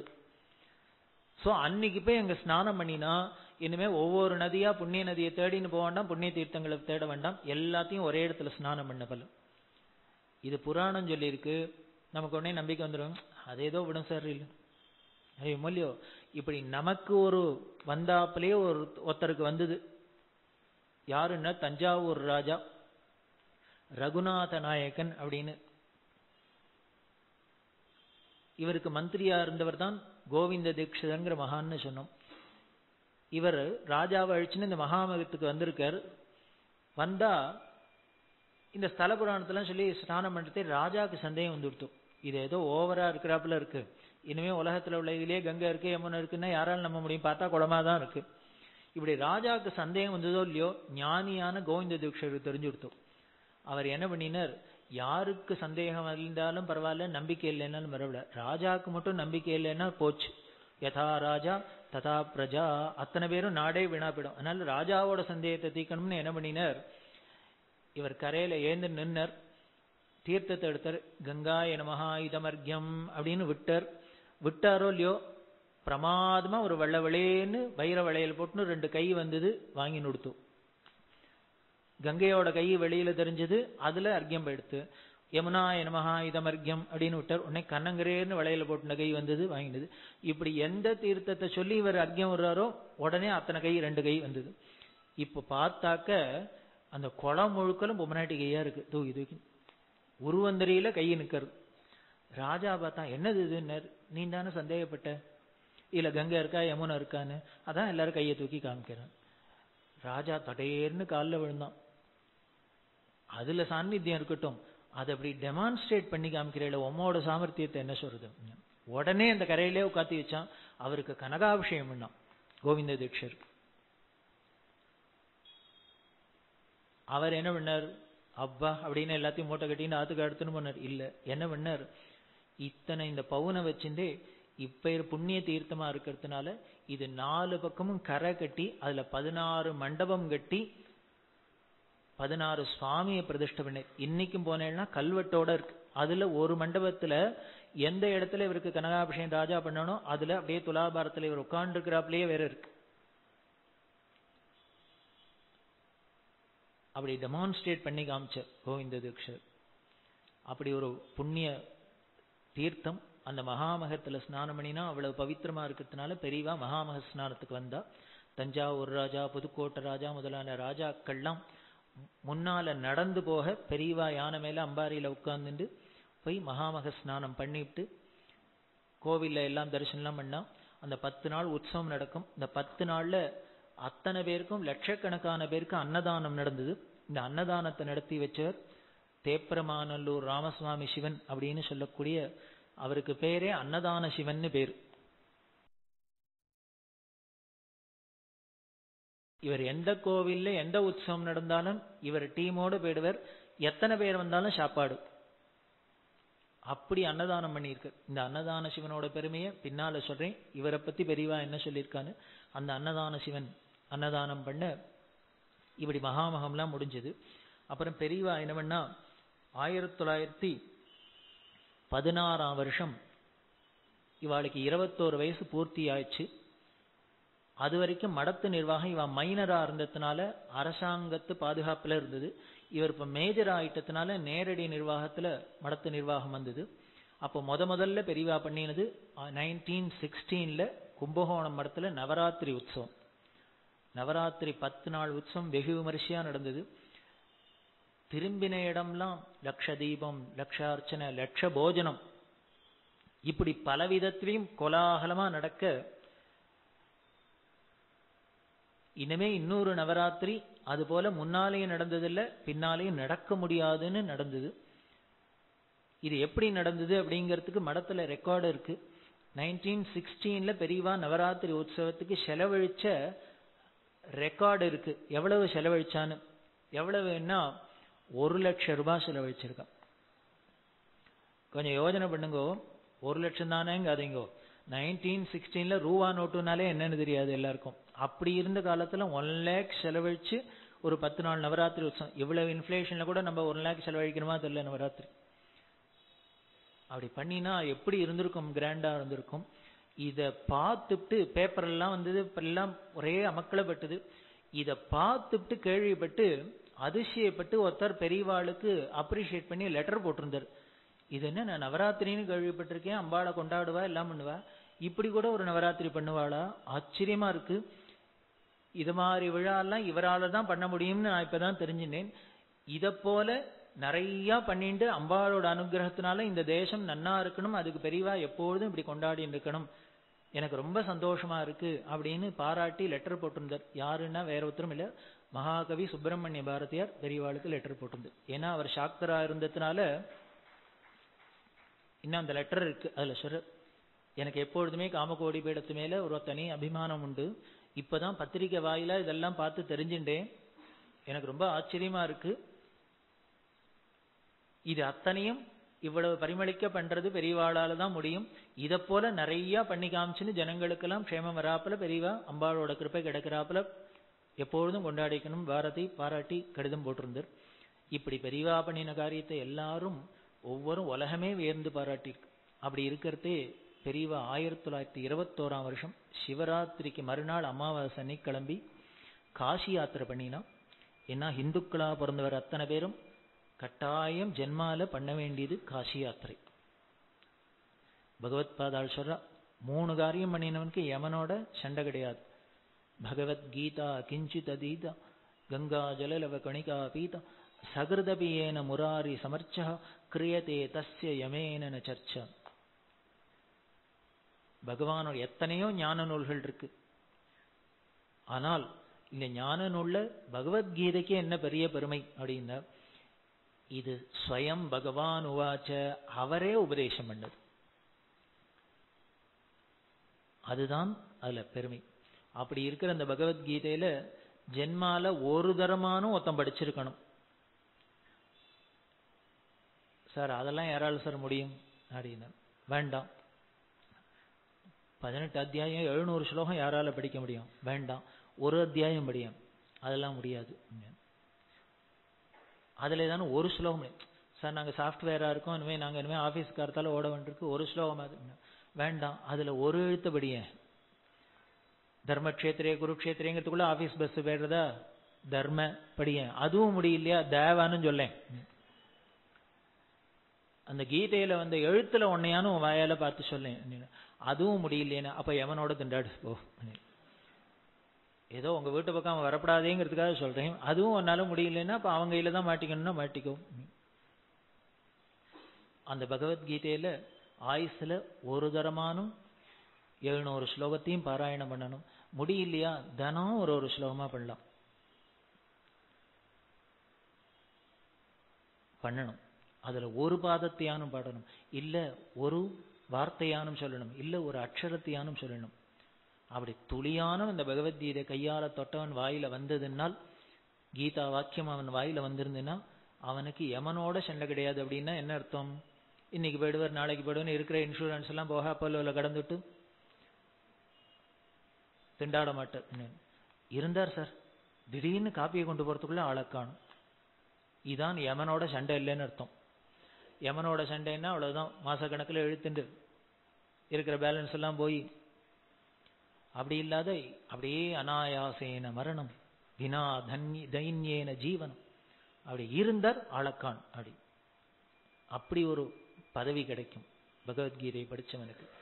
2வது, எத்தனையோ புண்ணிய தீர்த்தங்கள் இருந்தா கூட கங்கைக்கு அப்படி ஒரு பெருமை. அது என்ன அப்படின்னா, இந்த மோட்ச நதிகள் 7 அந்த மோட்ச நதியிலையும் கங்கைக்கு பெருமை என்ன அப்படின்னா, இதுதான் ஸ்வயம் திரிமூர்த்திகளோட சம்பந்தப்பட்டது. பகவான் வாமனாவதாரம் பண்ணினர், மகாபலியிட்ட யாச்சகம் பண்ணி திருவிக்கிரமனா அவதாரம் பண்ணி ஆகாசத்தை ஒரு பாதத்தினால அளந்தர். இப்படி தேவலோகத்துல ஆகாசத்துல பாதம் வந்தோடனே என்ன பண்ணார், பகவானோட பாதம் வீட்டுக்கு வந்திருக்குன்னா பூஜை பண்ண மாட்டோமா? உடனே பிரம்மாதி தேவதைகள்லாம் வந்து பூஜை பண்ணினா. பிரம்மா தன்னோட கமண்டலத்துல இருந்த தீர்த்தத்தினால அபிஷேகம் பண்ணினர். அப்படி பண்ணின அந்த அபிஷேக தீர்த்தம் தான் ஒரு நதியா பெருக்கெடுத்து ஓடித்து. அது வானுலகத்திலேயே இருந்ததுனால ஆகாச கங்கை அப்படின்னு பேரு. அதனாலேயே விஷ்ணுக்கு பேர் மந்தாகினி ஜனகன், கங்கா ஜனகன் அப்படின்னு பேர். அவனோட பாத தீர்த்தம், விஷ்ணுவோட பாத தீர்த்தம். பிரம்மா கையில வச்சிருந்தா, அனுஷ்டானத்துக்கு வச்சிருந்தா இவ்வளவு பவித்திரமான தீர்த்தமா இருக்கணும். பிரம்மாவோட கையில இருந்த தீர்த்தம், விஷ்ணுவோட கால்பட்ட தீர்த்தம். அப்படி இருந்த அந்த தீர்த்தத்தை தான் பகீரதன்கிற ராஜாவோட தபஸ்னால பூலோகத்துக்கு கொண்டு வர, அத இந்த பூமி தாங்காது அப்படிங்கிறதுனால என்ன பண்ணார், இதெல்லாம் புராணத்துல பார்க்கறதே நமக்கு கதை மாதிரி இருக்கு. எப்படி சயின்டிபிக்கா புராணம் இருக்குங்கிறது ஆச்சரியமா இருக்கு. கதையில சொல்றதோ இல்லையோ, கங்காவதனத்துல இனிமே தேவதைகள்லாம் சரின்னுட்டா கங்கை வரையன்னு ஒத்துனுட்டா. ஆனா அப்படி ஒரு பிரவாகமா ஒரு நதி பூமியில வந்தா தாங்க முடியாது, பூமி பஸ்மம் ஆயிடும். அப்படின்னா தண்ணி கொட்டினா பஸ்மம் ஆகும். எதனால இப்படி சொல்லித்துன்னு வேற ஒண்ணும் இல்ல, அவ்வளவு ஃபோர்ஸா மேலேந்து ஒரு தண்ணி கொட்டிதுன்னா என்ன வரும், ஹைட்ரோ பவர் ஜெனரேட் ஆயிடும். அப்படின்னா எத்தனை மெகாவாட் ஆகுமோ தெரியாது, போச்சுன்னா உடனே அவ்வளவுதானே, பஸ்மம் தான் எல்லாம். இது ஷாக்கு தாங்காதுன்னு எல்லாரும் பிரார்த்தனை பண்ண பரமேஸ்வரன் பண்ண தன்னோட ஜடாமுகுடத்தை விரிச்சின்றார். அப்படி எல்லாத்தையும் தாந்தலையில வாங்கிட்டார். என்னையாவது பூமியே தாங்காது, அவர் தலை தாங்குமான்னு. அதனாலதான் அவர் பரமேஸ்வரன் தாங்கிண்டார். நேர டேம் போட்டு கட்டிட்டார், சுருட்டி வச்சர். ஒழுங்கா இத்தனை டிஎம்சின்னு விட்டு இருக்கார் அக்ரிமெண்டோட. இப்ப பரமேஸ்வரனோட சிரஸ்ல இருக்கிறது. இப்ப திருமூர்த்திகளும் ஆச்சா, அவர் கைப்பட்டது, இவர் கால் பட்டது, இவர் தலைப்பட்டது. வேற எந்த தீர்த்தத்துக்கான இந்த பெருமை உண்டா? இப்படி திருமூர்த்தியும் சம்பந்தப்பட்ட திருமூர்த்திகளோட பிரசாதமா இருக்கிறதுனாலதான் அந்த கங்கை கங்கை அப்படிங்கிறது அப்படி பவித்திரமா சொல்லியிருக்கு. அப்படிப்பட்ட கங்கையில இந்த பாரத தேசத்துல பிறந்த ஒரு ஜீவன் ஆயுசுல ஒரு தரமானும் போய் தலையை முழுகணும். அதுல அதுவும் முடியலையா, நம் முன்னோர்கள் அதுக்கும் வழி சொன்னா என்னன்னு, இப்படி போய் பண்ண முடியாதவாளுக்கு போனவா அங்கேருந்து ஒரு டப்பால அடைச்சு எடுத்துன்னு வந்து கொடுப்பா. ரொம்ப சீரியஸா கழுவாள்னா எடுத்துன்னு கிடந்தா என்ன பண்ணுவா, உடனே எங்கே கங்கையை உடைச்சு வாயில ஊத்தும்பா. எதுக்கு, சோக்காயி பிராணம் போறதுக்கா? பகவத்பாதால் சொன்னதுதான் நம்பிக்கை. இந்த கங்கையை பார்த்துட்டாலே எமன் ஓடி போயிடுவோம். ஓ கங்கையை திறந்துட்டாயா, இன்னுமே நமக்கு இங்க வேலை இல்லை. அப்படி பரம பவித்திரமானது கங்கா தீர்த்தம்.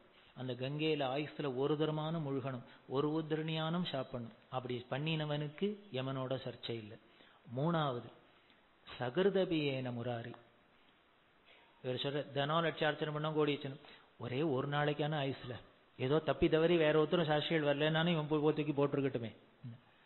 அப்படி ஒரு தரமான இவன் ஆயுசுல பண்ணியிருந்தான்னா அவனுக்கு யமனோட சண்டை கிடையாது. அப்படி பரம முக்கியமான நமக்கு சொல்லி இருக்கிறதுனால இந்த கங்கா ஸ்நானம் அவசியம் பண்ணணும். காசி யாத்திரை, இந்த காசி யாத்திரை எப்படி பண்ணணுங்கிறதும் சாஸ்திரம் சொல்றது. இதுதான் நம்ம மதத்தோட சிறப்பு. இதை பண்ணினா அது கிடைக்கும், அது பண்ணினா இது கிடைக்கும்னு சொல்றதோட விடாது. மற்றவாள்லாம் அப்படிதான் சொல்றா. இங்க மட்டும் என்னென்ன உடனே இப்படி பண்ணணும், கிழக்க வைக்கணும், மேற்க நிற்கணும், இதை அங்க கவுங்கோ, இதை தூக்கி இங்க வைங்கோ, இத்தனை எதுக்கு ரெஸ்ட்ரிக்ஷன்? இதுல இருந்தே தெரியறது நமக்கு ரிஷிகள் கிட்ட நம்மள்ட்ட எவ்வளவு பிரியம்னு தெரியறது. ஏதோ தண்டத்துக்கு இதை பண்ணுங்கோ அடைஞ்சுங்கோன்னு சொல்லிட்டு போகாத, இதை எப்படி பண்ணினா பலன் கிடைக்குங்கிற மெத்தடையும் சொல்லணுமோ இல்லையோ. இனிமே ஒரு ப்ராப்ளத்தை கொடுத்துட்டு சால்வ் பண்ணுன்னு டீச்சர் சொல்லிட்டாருன்னா பிரயோஜனம் இல்லையா. அது எப்படி சால்வ் பண்றதுன்னு சொல்லின்னா கொடுக்கணும், அப்பதானே ஆன்சர் வரும். ப்ராப்ளம் இருக்கு, ஆன்சர் வரணும் அப்படின்னா நமக்கு மெத்தடு தெரியணும்.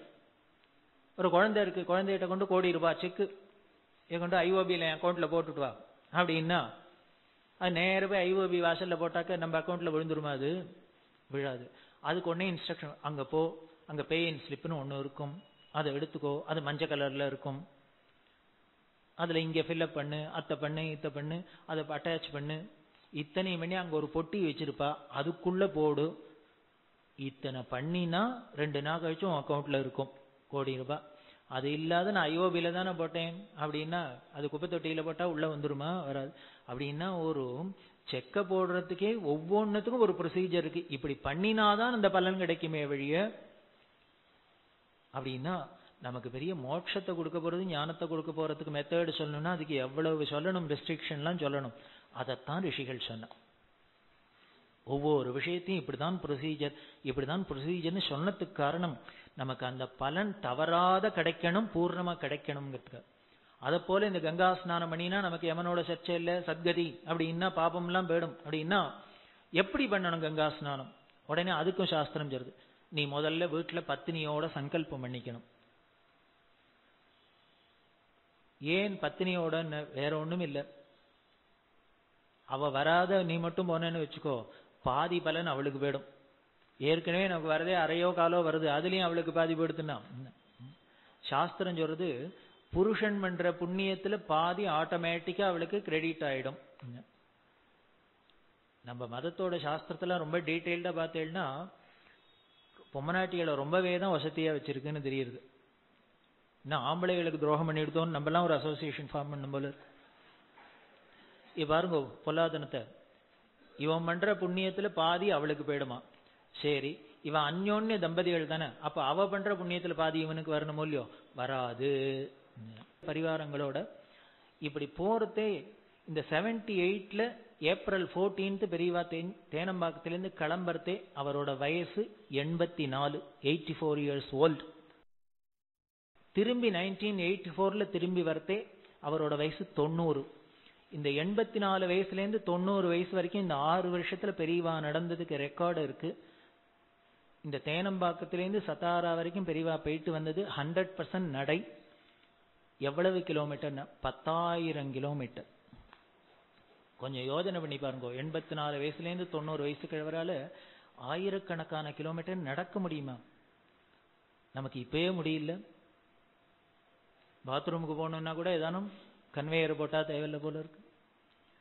நடந்தார்னா இவரை உலகம் நடமாடும் தெய்வம்னு சொல்லாத வேற யாரும் சொல்லும்? என்ன தானே அவாடான்னு அது இல்லை, கண்ணால பார்த்தது அப்படின்னா என்ன ஒரு தபஸ்வியா இருக்கணும்.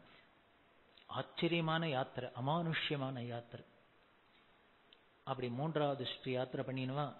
அதுல வரத்தே தான் 83ல கர்னூலுங்கிற இடத்துல இருக்கத்தே சங்கரநாராயணன்கிற வேத வித்துக்கு காஞ்சி காமகோடி பீடத்தோட 70வது பீடாதிபதிகளா நியமனம் பண்ணி ஸ்ரீமத் சங்கர விஜயேந்திர சரஸ்வதிங்கிற திருநாமத்தோட அந்த கர்னூல்ல சேர இந்த 3 பெரியவாளுமா சேர்ந்து வந்தா.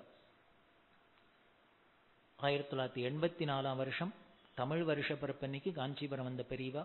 அப்புறம் 84லேருந்து 94 வரைக்கும் காஞ்சிபுரத்திலே நித்தியவாசம் பண்ணி இன்று நம்மளோட பிரம்மை பூதரா அந்த அதிஷ்டானத்துல இருந்து எல்லாருக்கும் வாரி வாரி இறங்கின்னு காமதேனு கல்பவருஷமா இருக்கா அப்படின்னு சொல்லி இந்த பெரியவாளோட இந்த விஜய யாத்திரை என்ற அளவுல பூர்த்தி செய்வோம். இதெல்லாம் எதுக்கு சார் அவர் காசிக்கு போனான்னு எங்க போனான்னு நமக்கு என்ன அப்படின்னு வேற ஒண்ணும் இல்லை. இதை சிரவணம் பண்ணினாலே பலன் என்னென்ன, பெரியவாளோட நம்மளும் யாத்திரை பண்ணி என்னென்ன புண்ணிய நதி ஸ்நானம் புண்ணியம் உண்டோ அது கிடைக்கிறது, என்னென்ன தரிசன பலன் உண்டோ அத்தனையும் கிடைக்கிறது.